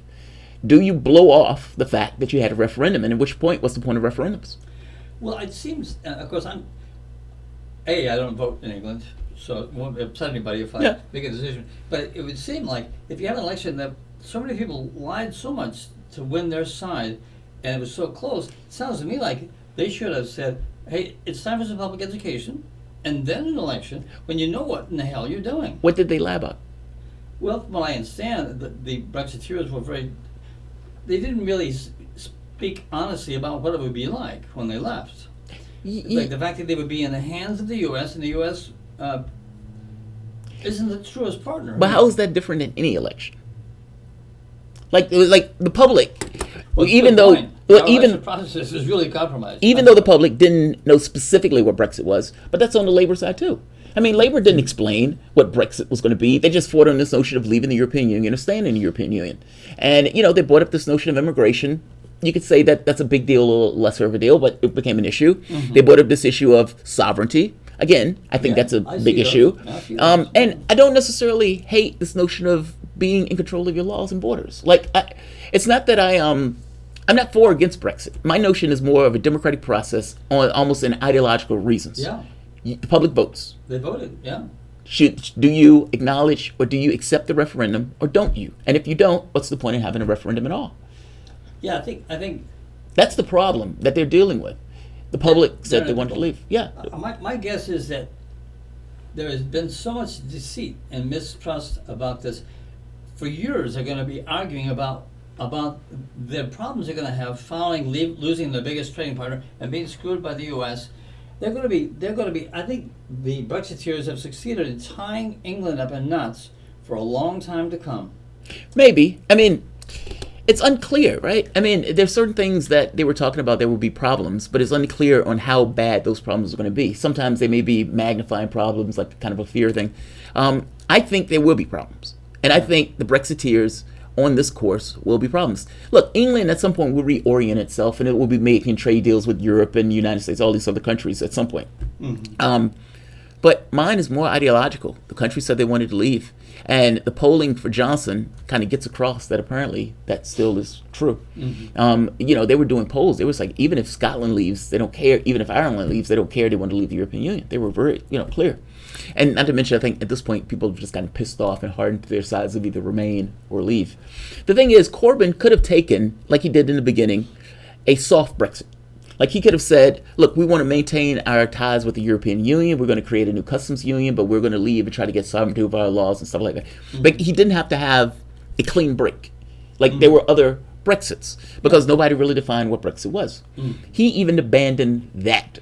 So you have this weird situation where Labour is pushing for Remain despite having a Brexit bill, and the leader of the opposition is not backing the Brexit bill that they got. Mm-hmm. And even if they go to Europe and get a deal, Labour is going to be going and rallying against their own deal. Yeah, that's bizarre. That's why I say I think somebody succeeded in stirring them up, and when they're stirred up, they're going to make bad decisions until they settle down, and yet they're going to stay stirred up for a while. I don't think this is what you call anti-governance. How to get people so upset, they make a decision, but long term, it doesn't fit any kind of expansive context, the idea that people are going to individuate as a country when we're getting closer and closer, we're unable to separate, is just so. To me, it's looking backwards and thinking about good old days. You know. Should a country have control of its laws, though? Oh, it should. But the sad thing is that it doesn't sound like if this had been a vote and people had said let's do it, and then they'd said great, how are we going to do it? Oh, good, let's do it. But that's not the case. They didn't do that. It's obvious that huge blocks of England totally disagree with everything about the process of leaving. They just want all the good and leave all the bad. They didn't really know what they were doing. That's governance that's failure. true. I mean, when the Tory party came up and said, okay, we're going to leave, they never explained entirely. Nobody really explained Yeah. what leaving meant. By the same token, they knew that they wanted sovereignty, and they knew they wanted control of their borders. Mm-hmm. And if nothing else, that part was understood. And again, I make the point that if Jeremy Corbyn got in office and he was in the European Union, Jeremy Corbyn couldn't enact the policies that he wanted to enact in the European Union. That's the problem. Yeah. And from the standpoint of the left, I got to be honest, that's my reason for supporting Brexit, because it's like, if you can't control your own economic policies, then what are you? Like, you know, and part of the problem with the European Union was that it was supposedly an economic union. Yeah. But it was flawed as an economic union, which means you needed to have almost a political institution associated with it for it to even work. I thought there was. Well, now it is, but it didn't start off that way. Oh, I see. It started off as like just an economic union between various countries, but eventually it became this political apparatus on top of the economic union in order to draw them together. The way I fall is, do I have control of my laws or not? Yes or no? And if I don't, then I'm probably going to be against that institution because I want local control of my laws. If I want Corbyn in office, I want him to have the government that he wants. I think it would be better for the UK, even though I don't live there. If Corbyn can't do that, then I think, you know, that's somewhat problematic. Like if Corbyn tries to enact his policies and the EU censor Corbyn or lecture Corbyn, they're trying to give him a fee or a fine or something like that, like they're doing Italy. Italy is in a similar situation. Italy has a Eurosceptic government. Italy promised in their campaigns that they will have something like a UBI in regards to their society itself. UBI? It's a right-wing government, but they were promising all this stuff to workers in regards to spending. The EU threatened Italy with fines and everything else if they didn't change their policies, what they were going to run, meaning Italy didn't have control over their own domestic policies, despite the fact that they were running saying this is what we're going to do for the best interest of our country. I'm saying, if that's the situation you're in, that's a problem. The people in your society say, we want X, and unelected bureaucrats, because that's what they are. I mean, Parliament, European Union as a parliament, as an institution, is anti-democratic in a real way. They don't choose who's the leader of the European Parliament, except that, like, you get to vote on the European Parliament, but the European Parliament don't choose laws, if that makes sense. The European Parliament only gets to vote on laws, but even that could be bypassed. So this notion of them being a democratic institution, they are not.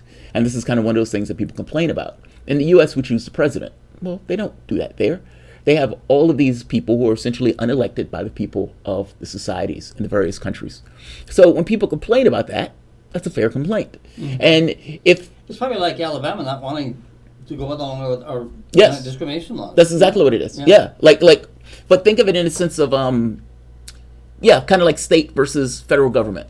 Kind of like that. I mean, it's a little different, but it's kind of like that. That's kind of a similar thing where state is like, we don't agree with the law, the federal law. Mm-hmm. But in this case, states have to balance their budgets.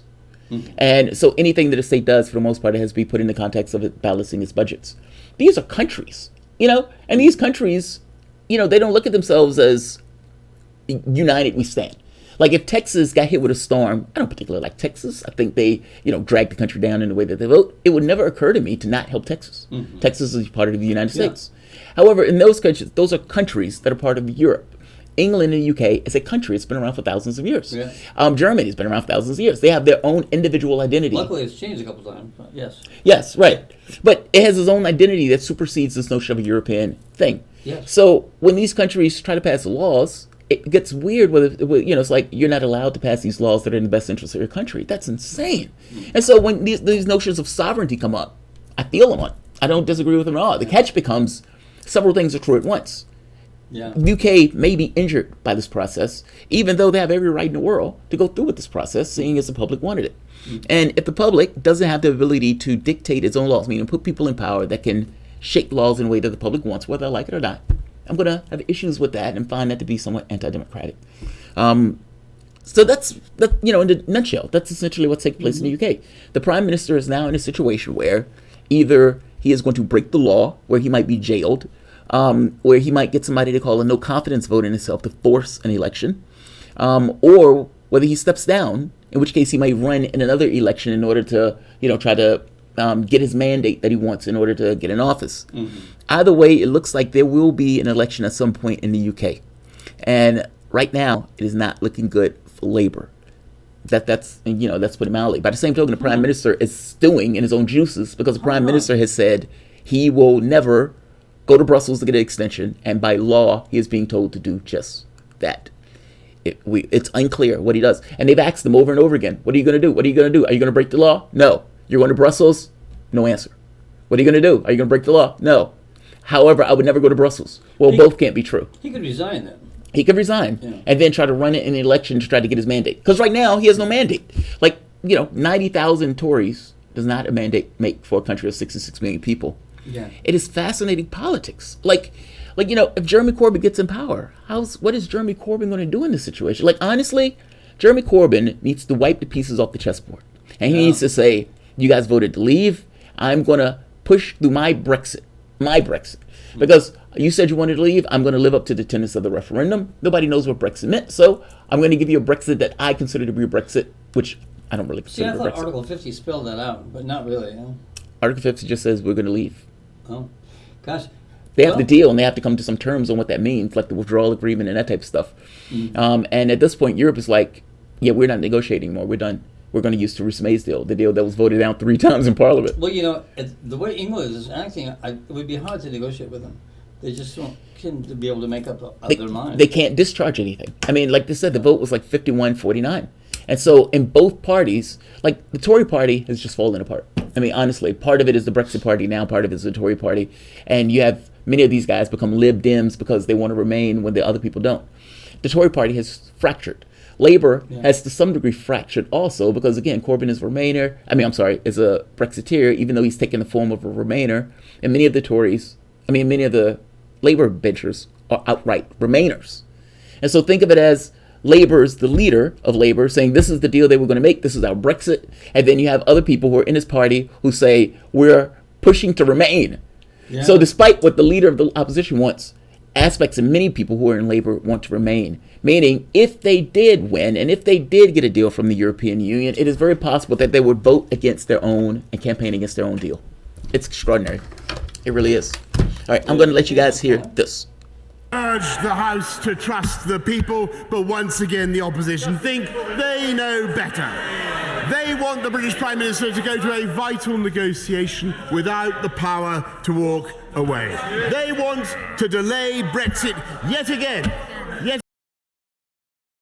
Just to be clear, this is a weak Prime Minister that has pretty much lost every vote that has been taken.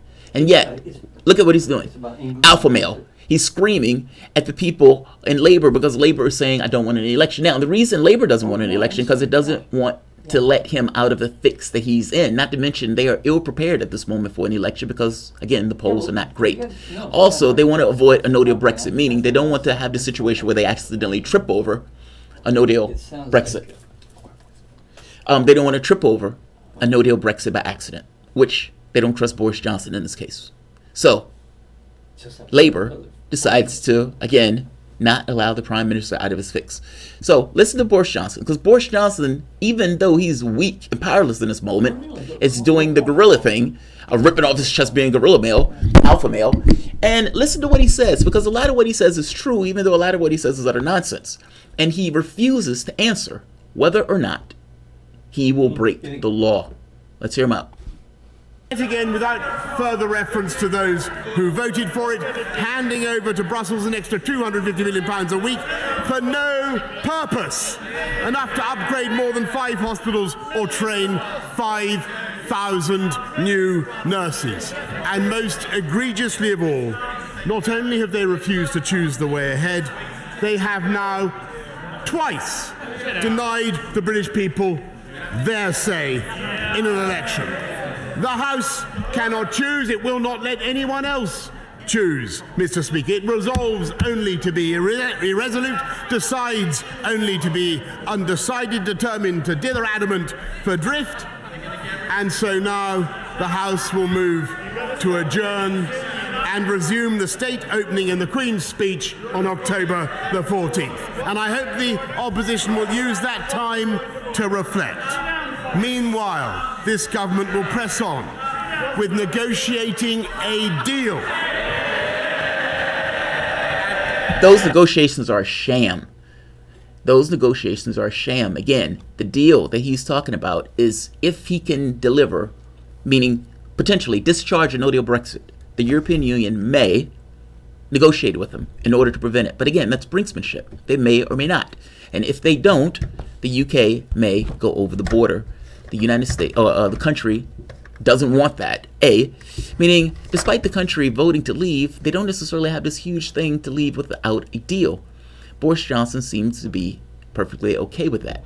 It is unclear whether or not Boris Johnson wants to leave without a deal, or whether or not Boris Johnson is using this for political effect in order to try to get gains out of the European Union. Either way, the country doesn't trust him, in which case they think he may cross over the border. He is ridiculing Labour in this case because he needs, not just wants, he needs a general election, because otherwise he is going to have to repudiate everything that he is and everything that he's built up himself to be in this campaign. It seems like we have a caller. Dan, can you hear me? What's going on, man?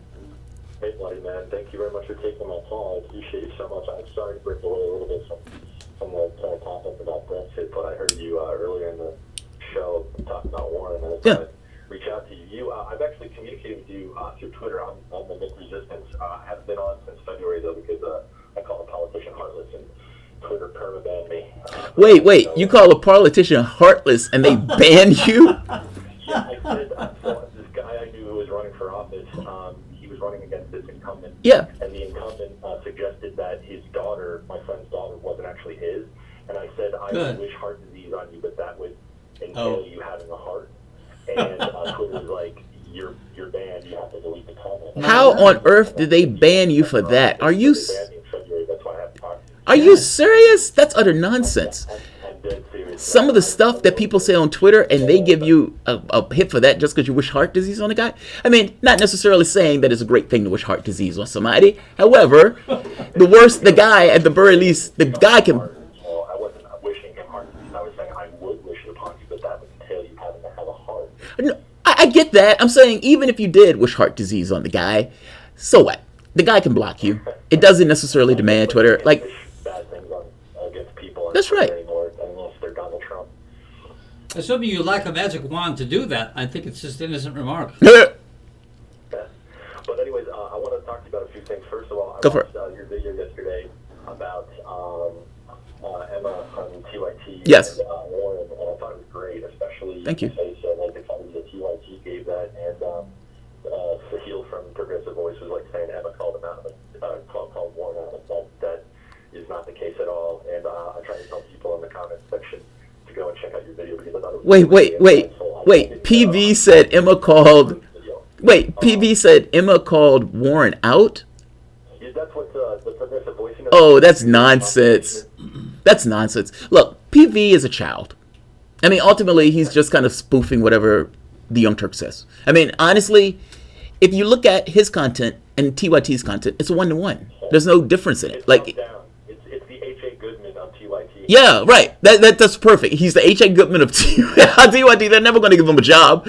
And yet he still spots the opinion. Look, she didn't call her out on anything. I mean, the positive thing, I liked Emma. And Emma, who likes Warren, at the very least noted, look, there's some things that you can hit Warren on. Now, I thought Emma was being in her feelings on it, but at the very least, Emma said, I think there's some things you can hit Warren on. And the military budget was one. And so when she got the opportunity, she didn't shirk from her responsibility, and she asked her about it. Warren goes off into a forest.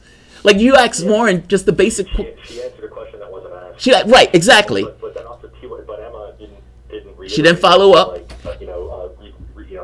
Call her out on that. Exactly. And Elizabeth Warren gets into a worse situation in answering that way. But just for the audience that doesn't know, Emma Vigeland of TYT asks Elizabeth Warren, look, how do you match up your progressive bona fides with the military budget? Meaning you voted for a massive increase in a bloated military budget. How do you call yourself a lefty and compare that with the military budget? Elizabeth Warren completely reframes the question to something that wasn't asked. And Elizabeth Warren says, so you're asking me if I think I should cut the military budget? And at that point, Emma should have said, no, I'm asking you, how do you line up your bona fides? Like, those are two different questions. And Warren goes, yeah, I think we should cut it. It's corrupt.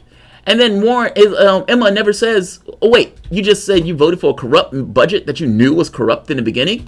Why? How do you square your lefty bona fides with voting for a corrupt military budget? Like, Emma never pushes back on the question, but she doesn't nail her on it. Like, she doesn't call her out for it. Definitely doesn't call her out. What I also wanted to talk to you about real quick, though, is did you see Ed Rendell calling out Warren for being hypocritical on her attacks of Joe Biden for taking money, for having like corporate fundraisers, when he says you were in the same corporate fundraisers last year or last election cycle? Really? The money that you got from that, you now are using in this election. So she technically already violated her promise not to use this, the shady money in the primaries by using the shady money she got in the last election. She is massively disingenuous. She is massively disingenuous.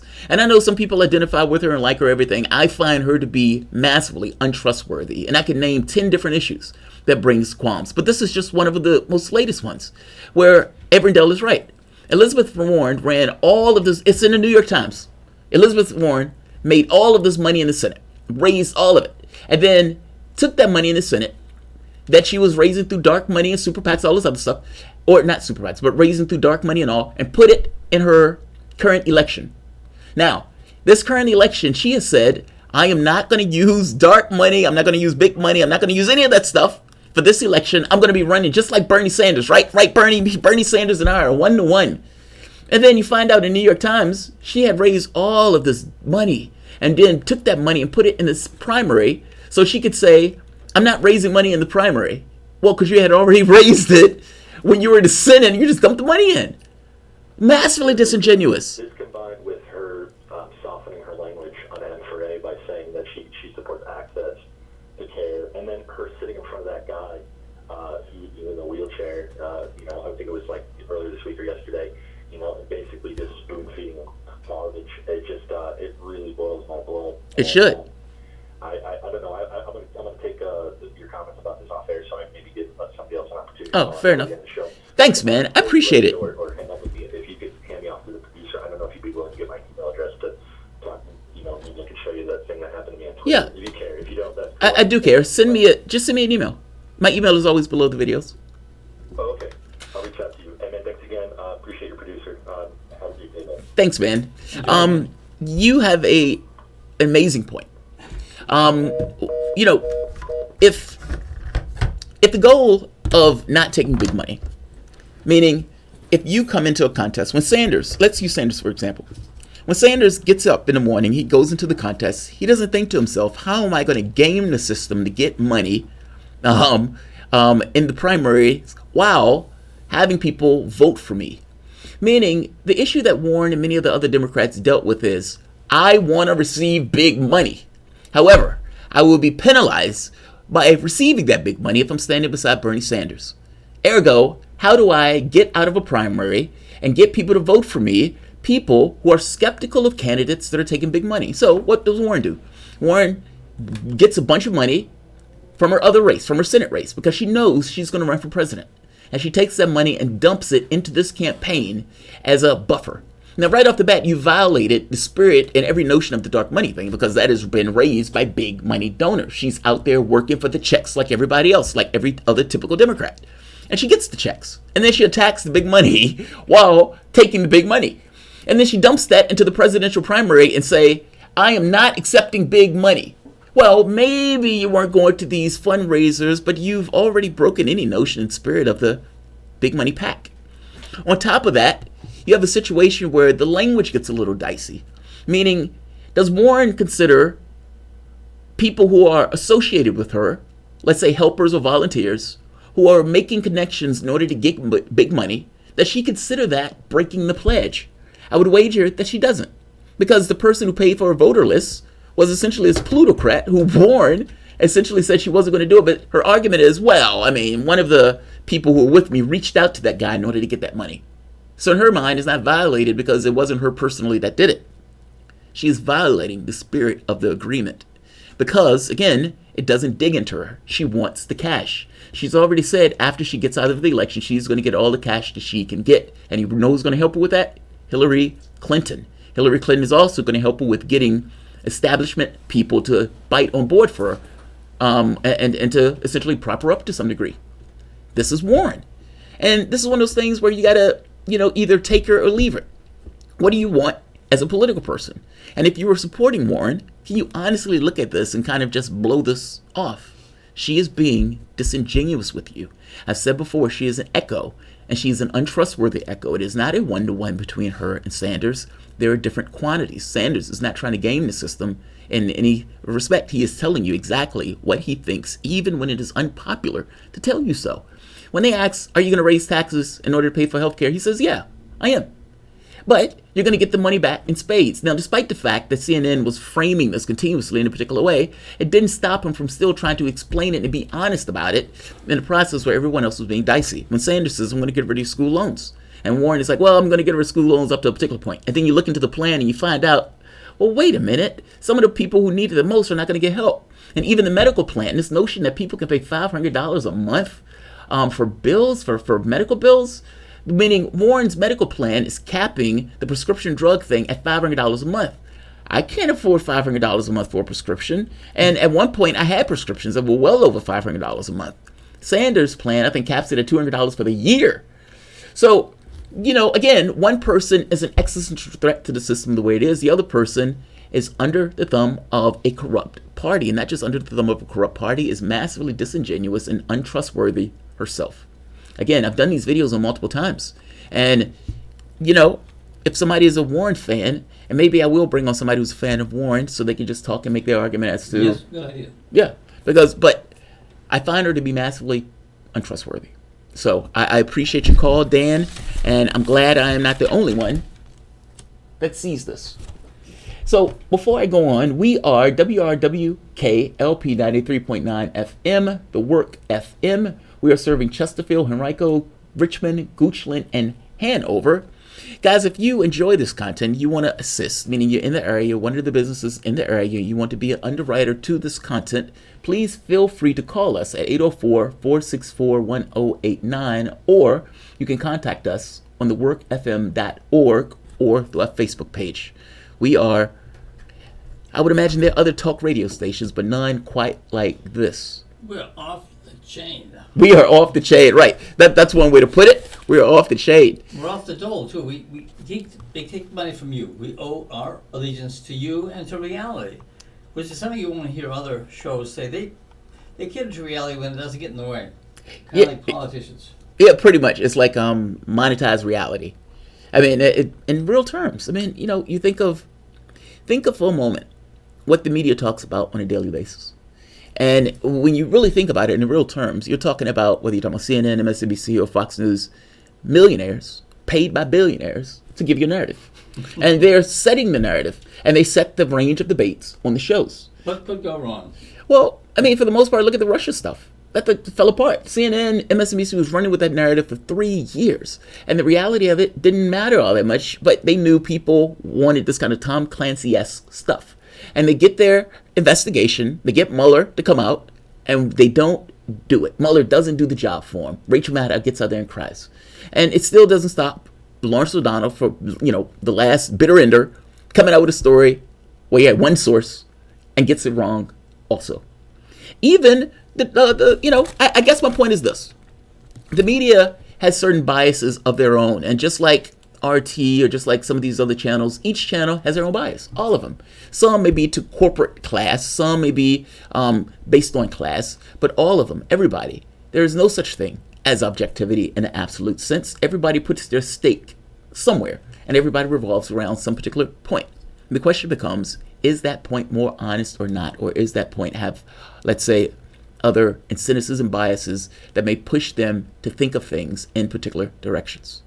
You have people of a particular class, meaning all of your talking heads, Jake Tapper, Rachel Maddow, Lawrence O'Donnell, all of these guys, Sean Hannity, all of these guys are millionaires paid by billionaires to instantiate a narrative into the public and to give you the range of debate within the context of that narrative.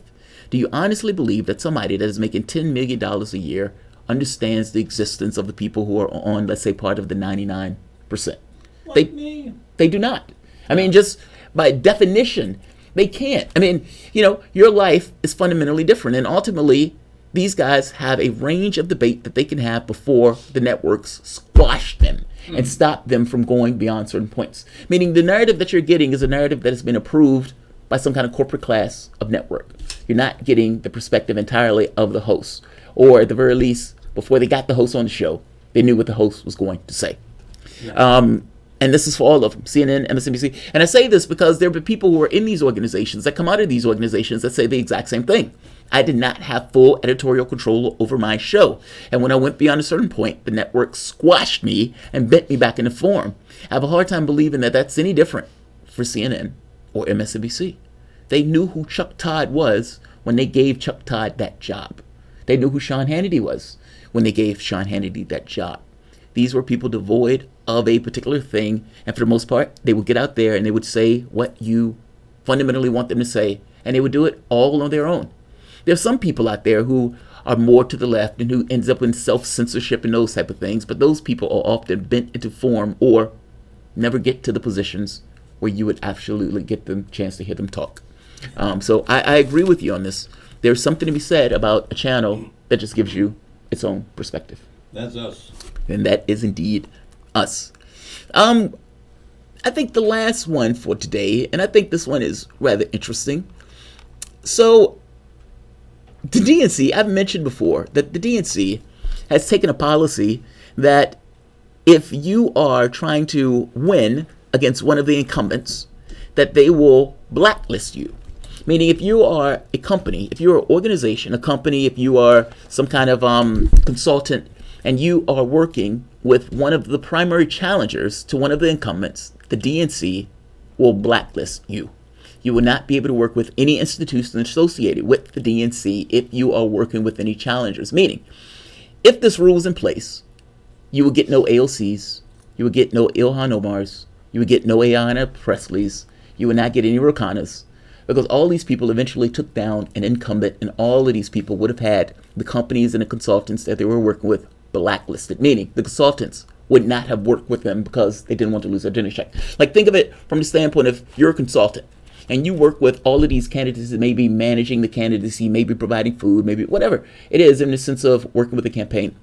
And the DNC says if you work with any progressive challenger to an incumbent, even if it's a senator, meaning even if it's against a Republican, you will be blacklisted. You will not get any services from us. You will not get any business from us. And if you are a company that is entirely dependent on the DNC or from people like the DNC, you lose your livelihood. You become neutralized. Yeah. Right. So essentially, what the DNC did was a way of stopping consultants and lefties from even getting into the race to have the conversation. Meaning they're trying to nuke the group before even getting to the point of getting the chance to have their debate and have their point of view espoused. Because if I was running into a race, I would have no idea where to start that race. I would have no idea who to contact. I would have no idea from the political machinations in the sense of the campaign. I would have no idea for any of that stuff. And I would imagine many people, let's say they were school teachers, let's say they were software engineers, let's say they were bricklayers. And they just said, you know what, I'm sick and tired of this system. I'm fed up. I want to get involved in the political process. Where you go? And oftentimes, finding somebody that knows what they are doing is a massive help. The DNC, the DCCC, has just nuked this process by threatening everybody that has any potential of helping anybody that is part of a lefty who's trying to take office, saying, we will nuke your business. Their goal to stop any lefty from getting into the race. The Senate is doing the exact same thing. Now, the thing I want to bring up is this gentleman. There's a gentleman that's running in Texas. Now, the gentleman that's running in Texas has an A rating from the NRA. That Democrat with the A rating from the NRA also still gets the exact same protection from the DCCC. Meaning there are some people, the Justice Democrats, are running to take down this Democrat. He's a dinosaur. You have several people who want to affect their political agenda, and they can't do it with this A-rating Democrat, Representative Color.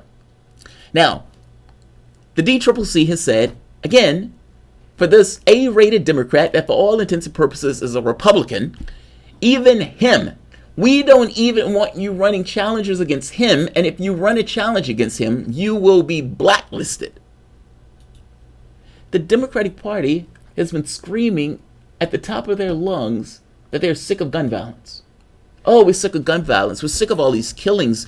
We need to have this ability to have background checks. We need to have sensible gun regulations. Now, they never really get to the basic core issue of why people behave in these manners. Because even if you take away the guns, just like in the UK where they have stabbings, there's something in the individual, in the society itself, that is causing these people to behave in the way that they behave. I don't necessarily think under normal circumstances people just go out with a gun and say they're going to shoot somebody or stab somebody. What's the root? Nobody deals with the root. Representative Color, either way, has an A rating from the gun lobby. And he is running in a party that says they believe in climate change, yet doesn't want to have a debate, and says they need to do something about guns, and yet here's this A-rated guy that they are attacking, members of the Justice Democrats of their own party, who's trying to run against them. They are literally trying to prevent primaries. Think about what I am saying here. The Democratic Party is trying to prevent primaries, especially primaries from progressive challengers. And I ask again, why on earth would you ever vote for a party that is not allowing you to get representation? That's a fair question. My point is, this guy, who's part of, this guy's basically a Republican. And they're fighting for this guy. There's a conflict in what the Democratic Party stands for versus what the Democratic Party does. Asked back in 2016, what does the Democratic Party stand for? And nobody had an answer. Donna Brazile gets on, what is his name's show? He's no longer there, but it's a show that used to... Jon Stewart? You're right, Jon Stewart's no longer there. But gets on the show, and she's asked, what does the Democratic Party stand for? She says, well, Tom Perez is the guy in charge. I suppose he's the one that can answer that question. None of them could answer the basic question, what does your party stand for? And I think to some degree that's the problem. If you can't identify what your party stands for, how on earth do you ever get people to vote for you? What is the vision? What is the thing that defines you as opposed to somebody else? And if you're at this thing where you're so weak, so spineless, so unable to have outright honest competition, that you are actively attacking, blacklisting people who are supporting people who are getting into the race to support their particular districts. That's a problem. That's a problem. You know who's supporting this candidate? Elizabeth Warren. Elizabeth Warren is backing the challenger to this particular gentleman. Now, Wow. yeah. So the question becomes, if Elizabeth Warren is backing the challenger to the incumbent, and the DCCC has said that they will blacklist any group that is supporting these guys, does Elizabeth Warren get blacklisted by the DCCC? I don't think that's happening, but I would be curious to see what happens and what is the response of the DCCC when they find that Warren is backing this particular candidate. And by the way, this is good for Warren. Up to this point, Warren has been under the thumb of the DNC, entirely so.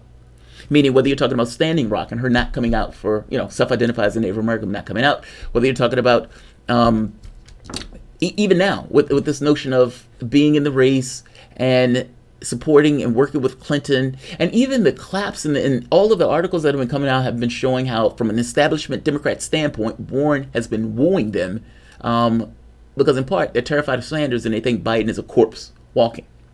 So, Warren backing the opponent for color is a positive for her. It makes it look as if she's standing out on her own. She could say, hey, I'm not entirely under the thumb of the party. Look at me supporting this guy who, they've said they will blacklist if support was given. Henry Culler has raised $779,977 from oil and gas.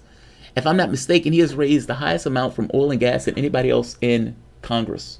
So not only are we dealing with a party that says we want to do something about climate, and this guy dinosaur. Democratic Party protecting him.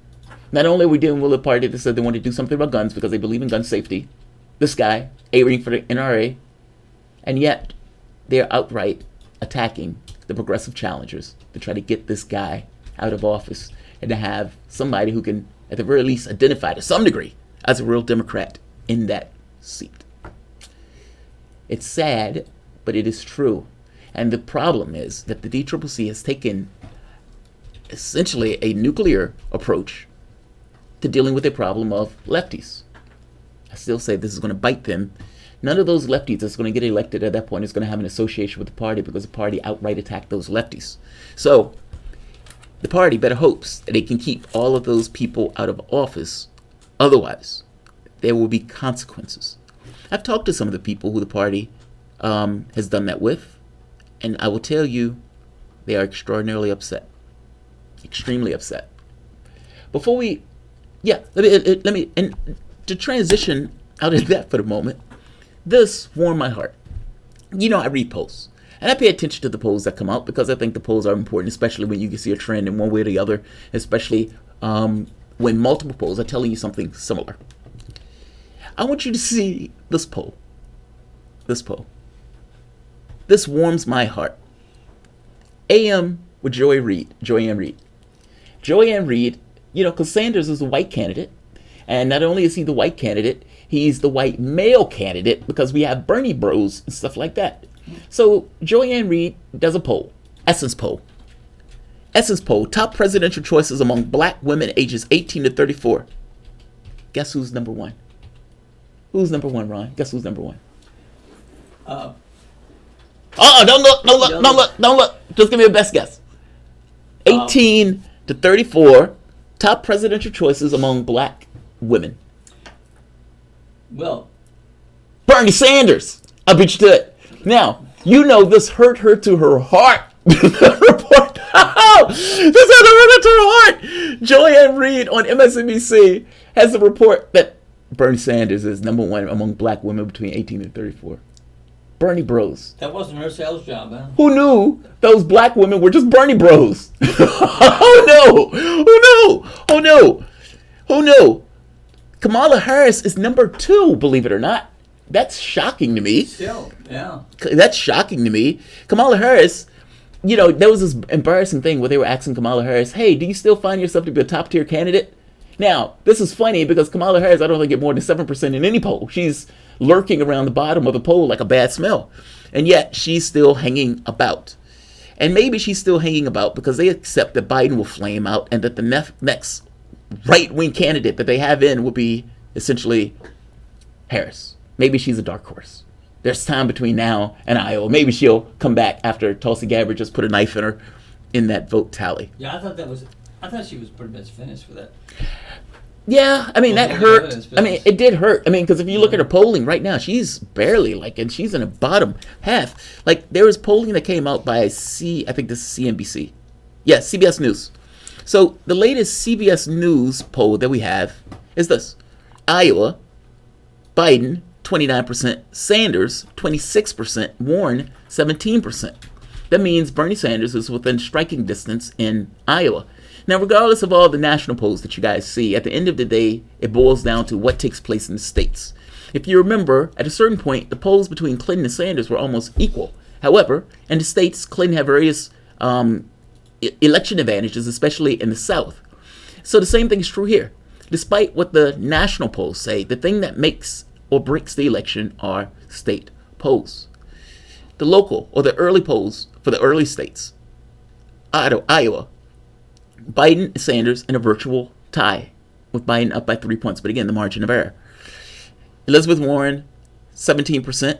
Buttigieg, 7%. Kamala Harris in the rear with 6%.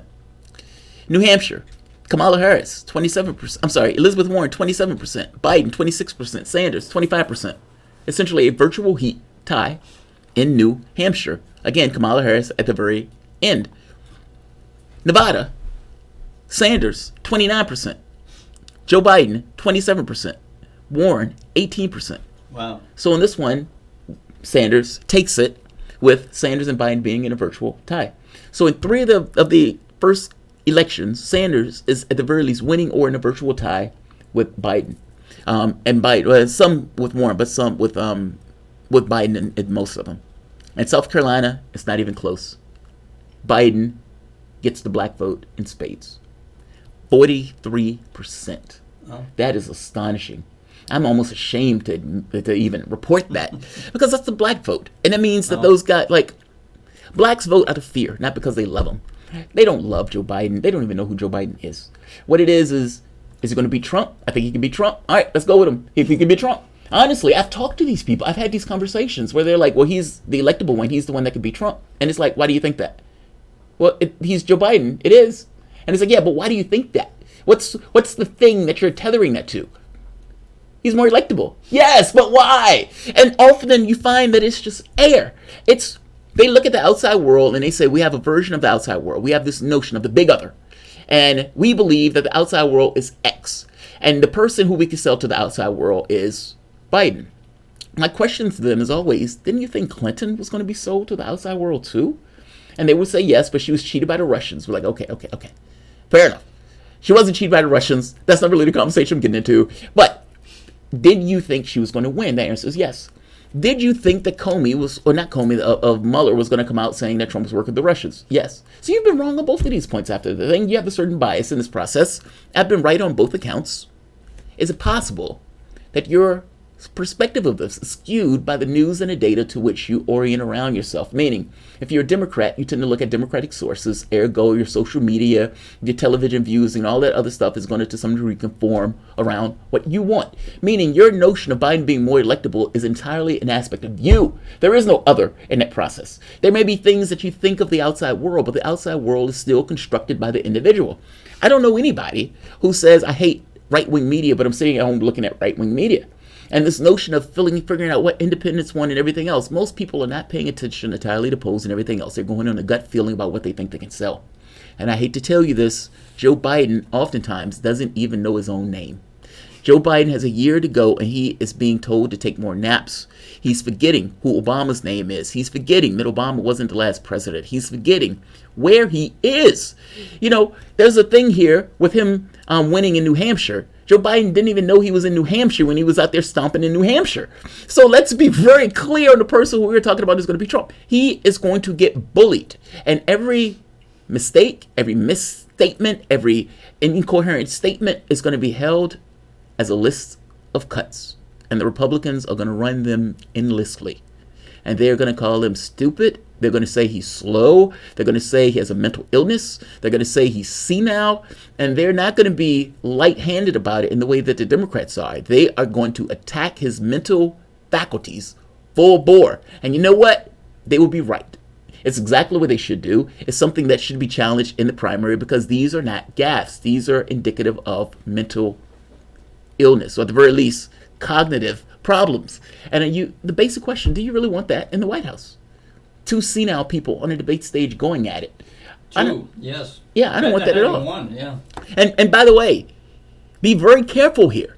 This is a big deal. This election is a big deal. Look, I know I attack both parties, but that doesn't necessarily mean that I don't necessarily want to see better things in the outside world. My attack on both parties is because I firmly believe that nothing takes place in this world until you have a Democratic Party that has been burned to the ground and retooled to move. You're never going to get anything out of the Republican Party that's positive. The only party that you will ever affect any particular change in is the Democratic Party. That is the vehicle to which you need to get from point A to point B. And that vehicle has a broken wheel. It's on bricks. The windows are broken. It needs to be retooled and it needs to be fixed. I attack both for that very specific reason. I don't want Trump to win this next election. There will be grave consequences if he does. If he wins, the House is probably going to go to Republicans. That means he will win the House, the Senate, and he will have additional people to put on the Supreme Court because I love RBG to death, but she has cancer.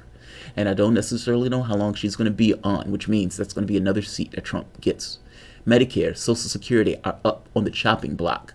Additional tax cuts. Unclear in regards to what takes place from the standpoint of policy towards Iran and Venezuela, meaning whether it gets more militaristic and more boisterous. All of this becomes problematic. Environmental issues off the table. All of this is problematic. Trump needs to lose. that will entirely depend upon who you put Trump up against. What I will put to you is that Biden is not your best choice. And if you're looking at the polling, Elizabeth Warren is not your best choice either.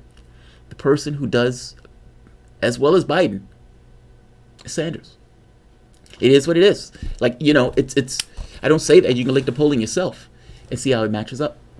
So just be very clear and be very careful in this upcoming choice in regards to the election. And by the way, if you're in New York, you need to register to vote now, because New York has weird voting rules that tries to keep people out of the voting booth, in which case you have to vote almost like a year in advance or register almost like 8 months in advance, and that time frame is coming up in October. So be aware, if you would like to vote in the New York primaries, you need to get your thing now, your vote tally now. So I'm going to leave this here. Guys, I really do appreciate you allowing me to talk to you in your ear holes or your eye holes if you're watching on the web. I really do appreciate it. And I'm going to see you guys, or hear you guys, or talk to you guys, let's say it that way, that's probably more honest, next week. Again, this is WRWK 93.9 FM, and we're signing off. Vote, love, like, share, all that good stuff. We have 2 minutes, so I'm doing. I thought I was going to have a little bit more at the end than that, and I don't currently have more at the end.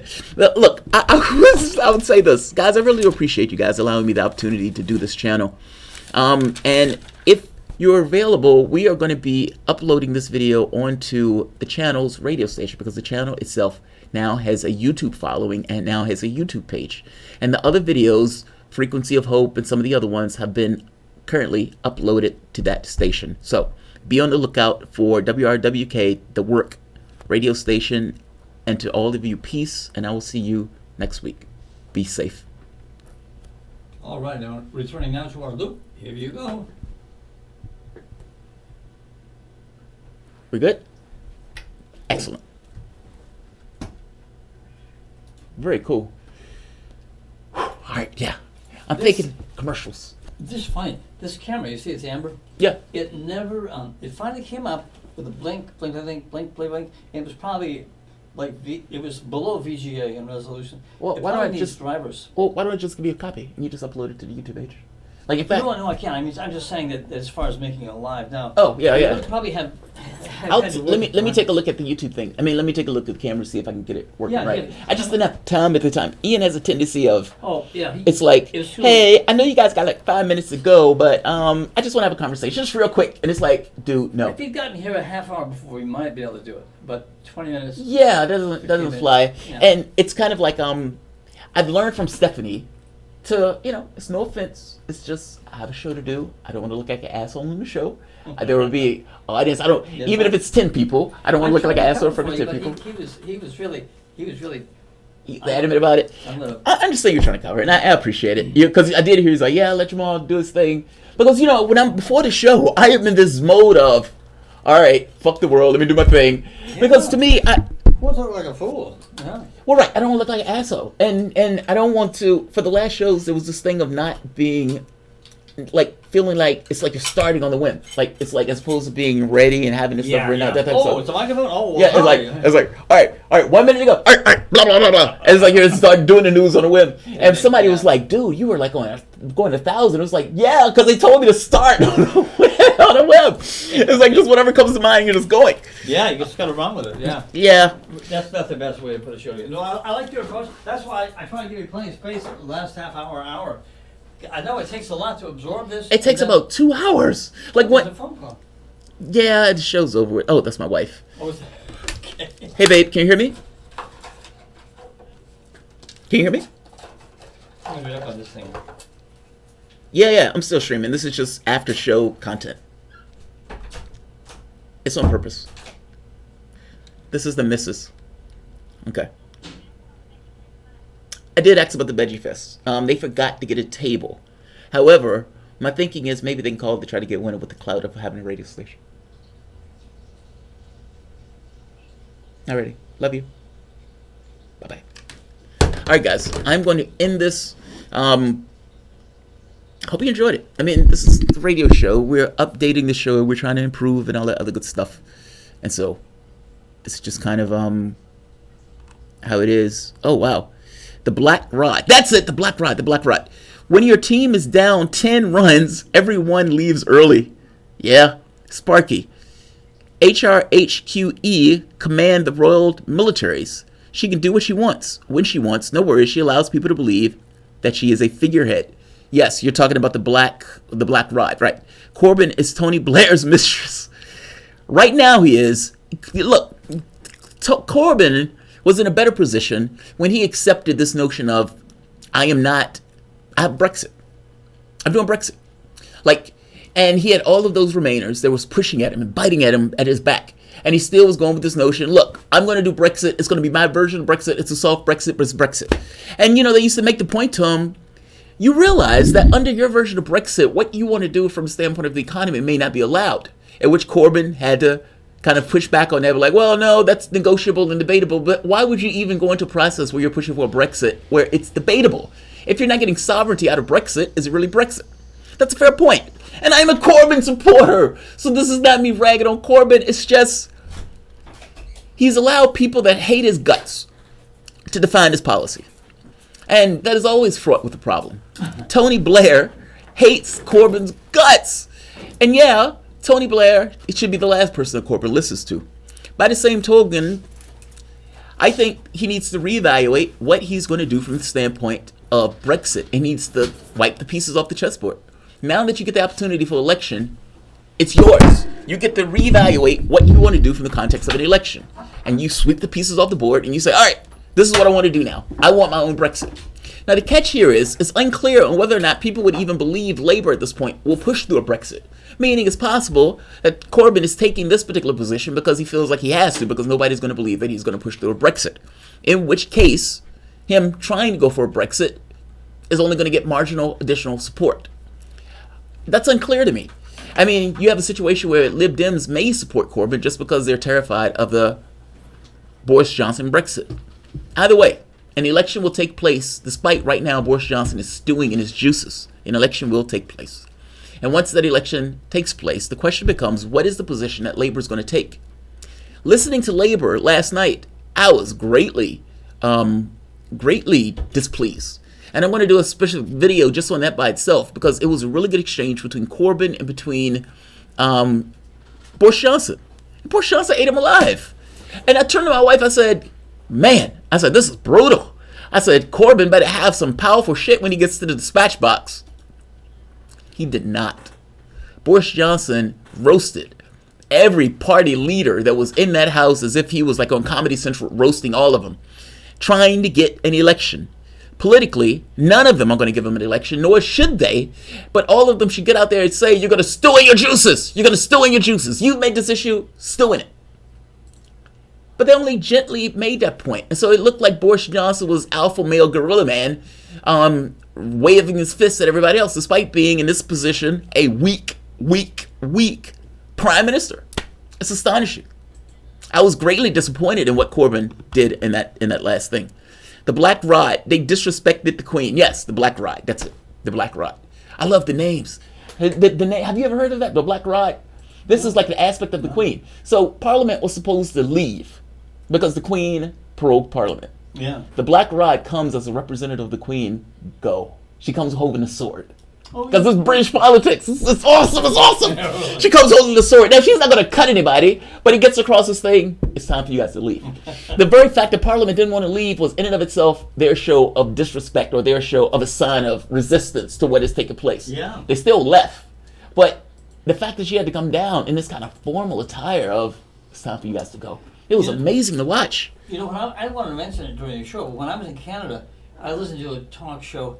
I was in Wentworth, Yukon. I was in the country, you know. Yeah. And people were talking about what was going on in the legislature in back east, and they were saying, well, you know, these guys, I don't know about these guys, but we've always got the Queen in our back pocket. Yeah. Like, I love it. She can always stop them or cancel it. Screw that. No, she can't. But Theoretically, she could. Yes and no. I mean, theoretically. But the problem is, if the Queen told Boris Johnson, no, we're not going to prorogue Parliament, then you have a constitutional crisis. Parliament wants X. The Queen says no, and people's head would have exploded. I think they're due for it, because they don't have a constitution. The Queen Yeah, would the never House of do Lords. it. The Queen would never do it. The Queen would never do it. I guarantee you. The House of Lords might, but the Queen would never would. The Queen, because from the Queen's standpoint, if the Queen gets involved, then right off the bat, somebody who's appointed by God is now involved in domestic politics. I know it. I know. Like, it gets weird at that point. I'm just saying their development was halted. Yeah, and then what does the government do? Does the government ignore the fact that the Queen said no? Does the government try to take powers away from the Queen? Yeah. Like, oh man, that you're talking about a rabbit hole. Like, it's fascinating politics. I kept saying the Queen could have made the argument that, look, you have no mandate for this. Like, if you were voted in by the British people, fair enough, you have a mandate. But the problem is Boris Johnson didn't do anything illegal That's why I was in getting in puzzled power. why she would have played along. It's not playing along. It's just She has to. she has to. I mean, like she It's foreign. She doesn't have to, but she has to. It's both. It's like, yes, she has agency, but if she uses it, what happens? And so it becomes like kind of like no, like nobody expects her to ever do that. I would love to have heard that phone call where Boris says, "Hey, I want to screw the government into the ground." She says, "Well, excuse me." Well, by the same token, But she wouldn't have said that. well, the Queen did give royal assent also to force Boris Johnson to go to Brussels to get the no deal. I mean, the royal assent, meaning. Well, there was something else involved. Yeah, so Boris Johnson goes and says, "I want to prorogue Parliament. I want to suspend Parliament for 5 weeks." I think it's less than 5 weeks, but it's he booked in Parliament. The Queen gives assent. Fair enough, but the Queen also gives approval to the law that forces Boris Johnson to go and get the no deal. So even though the Queen says yes, fair enough, I'm not going to involve myself in the politics of the country. By the same token, the Queen says, yeah, it's perfectly okay for you to force him to go and get. So when a law passes, she actually speaks to that law too. Royal I didn't realize assent. that. I didn't know. See, I knew there was a connection. But it's like a formality more than anything else. Yeah. Usually the Queen doesn't get involved in domestic politics. That's funny because, in fact, my sister, when she became a citizen 30 years ago, she had to take an oath to the Queen Really? as a part of Canadian citizenship. That sounds about right. I mean, even the way they talk, it's about the Queen's this, the Queen that, type Yeah. of stuff. Like the royalty is kind of strewn through politics, even though it doesn't have entire, like it's unknown the agency that royalty has. Because if they tried to exert that, do people say, look, let's be honest, God didn't make you. You're a flag. Right. right. God didn't appoint you in that office, so we could take that power away. We're just humoring you. Yeah, we're just here. It just stops. Because my thought is always is like, certainly you guys know, these guys are just pretending. Like it's like if I had a kid and my kid says, I'm an astronaut, it wouldn't be any different. Yeah. The only difference is the number of people that say, yeah, kid, you're an astronaut. Don't jump off any building. Right. Don't jump into buildings. Corbyn is a war criminal. Tony Blair is, but he's not a war criminal. In fact, it's the opposite. Tulsi would obliterate Warren on the debate stage. That might be true. I think so. That might be true. Because Tulsi, the way she ate through Kamala Harris, I liked her because she's a vet. Well, she had zero fucks to give. Like she, Oh, come on, yeah. yeah, she ate her alive. Yeah. And like in 30 seconds, in 60 seconds, Kamala Harris had no response. I mean, the question becomes, would Tulsi Gabbard say, look, you've taken all of this dark money in your campaign and you're pretending as if you're not taking the pledge of no money pact. She could absolutely say that, and Tulsi Gabbard would say that, and Bernie Sanders was standing there and be like, he'd be like, good job. What Because did you get Amy? What did you get Amy Klobuchar?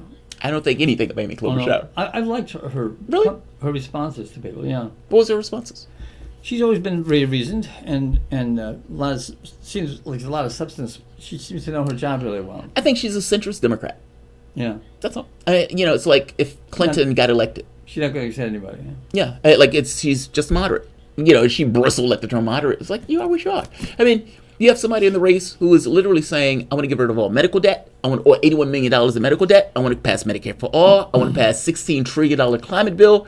Like, these are extreme politics in the sense of our own politics. This is New Deal. It's New Deal, but New Deal across the political spectrum. Because he's talking about criminal justice program, like a transformational criminal justice program, transformational climate program, transformational even media, like in regards to the protection of media, transformational medical, transformation in regards to like all across the board. He's saying we need to revolutionize our country. Yeah. And the media says, well, which one are you going to do first? He was like, what are you talking about? Which one are you going to do first? All of them. Yes. And it's like, well, you can't do all of them. Yeah, you could. And his point is, the moment that you get government working for the public, then all sorts of things become possible that weren't possible before. No, I totally agree. I totally agree. We're wasting so much energy. However, he's going to have to get those people out. Meaning, at some point, he is going to be running against the party. He has to. All right. Because the party, it's like FDR. FDR at some point was running against his own party. FDR, at a certain point, you had Democrats who was against him doing what he was doing. FDR had to take blacks out of the New Deal. Otherwise, there would be no New Deal. Yeah. Like, it's astonishing, some of the stuff, like the deals that you had to make. People forget that. I mean, but ultimately, you had Democrats who did not buy on to what he was doing, and he had to fight against his own party. Even the Supreme Court stuff. Somebody asked Sanders the other day at one of the debates, they said, Sanders, what are you going to do about the Supreme Court? Like, how do you deal with the Supreme Court? Sanders said, there's nothing to say that those judges can't be rotated, and everybody's mouth says, what? I turned my way, what the fuck? I was like, oh my God. Rotated. Because it's not packing the bitch, like in the sense of adding more. But his point is, there's nothing in the Constitution that say that these guys can't have term limits. And if I get in office and I have the ability to pass my other policies, their ass is getting term limits. Because otherwise, they're not. I think they were somehow sacrosanct. no, No? that's just typical policy. Convention. It's just convention. But that convention can be changed the moment that Congress says no longer. And there is no reason. So Democrats are weak and spineless, so maybe they wouldn't do it. But if you ask me, they should. The Supreme Court is a political institution, and it needs to be treated as such if anybody is being serious about getting anything done. You should, Wow. if you're president and you're getting into office, you should be very clear that the Supreme Court is against your interests. I mean, what, you have like 6 or 7 conservatives, and they're going to be voting down pretty much everything you put up as a New Deal politician. Meaning, as Bernie Sanders gets in office, it is possible that whether what he's doing is against the law or not, they're going to try to vote it down, just like they're doing Obamacare. Gotta find out where they're playing. They're playing recorded music on the loop. Just a second. Oh, that's not good. Yeah, why is this going on? Is it being plugged into something that it's supposed to? All right, guys, I'm going to end this here because I'm just rubbing my mouth. Rev FDR love the blacks. Klobuchar is trash. Get that Rev off cam. That's funny. HRHQ is Australian Prime Minister in Are you reading Twitter? 1975. Really? I didn't know that. And yeah, Tulsi would obliterate on the debate stage. No, he's not a war criminal. The Black Rod is an awesome name. I love that. All right. Reverend Bolton. Oh, Bernie should pick I gotta see what Bolton for VP. What the hell ever? Get out of here. Get out of here. Thank you for the donation, but get out of here. All right, guys, I'm going to end this. Like, share, subscribe. How did FDR omit blacks from the New Deal? Well, he had to make deals. I mean, we're talking about in the 40s. And so because we're talking about the 40s, there are certain policies that FDR took, and that there were certain exclusions that, for the most part, had a restraint on blacks. He was never going to get it passed if blacks were allowed in it. That's true, by the way. Don't take my word for it. Look it up. The Supreme Court ruled against moving the Cherokee Nations to Oklahoma, but the Jackson administration did it anyway. Yeah. Bolton just got hired by MSDNC. Jay Scott, good show. Oh, thanks, man. Thanks, dude. I try. I always, sometimes I'm unclear while I'm on the radio station. Then I get home and have to watch it again. I'm just, yeah, it's true. But look it up, Brent. Don't take my word for it. I don't know all the specific details, but I do know enough about it that he did. We're talking about the 40s and the 50s. And so we're talking about, there's been no civil rights movement. African Americans fought in World War II, so they gave a certain degree of pride to blacks who thought, I had to fight in this war and die in this war.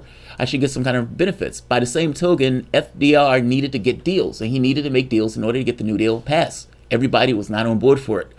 Not to mention he was considered a traitor to his class for even broaching some of that stuff.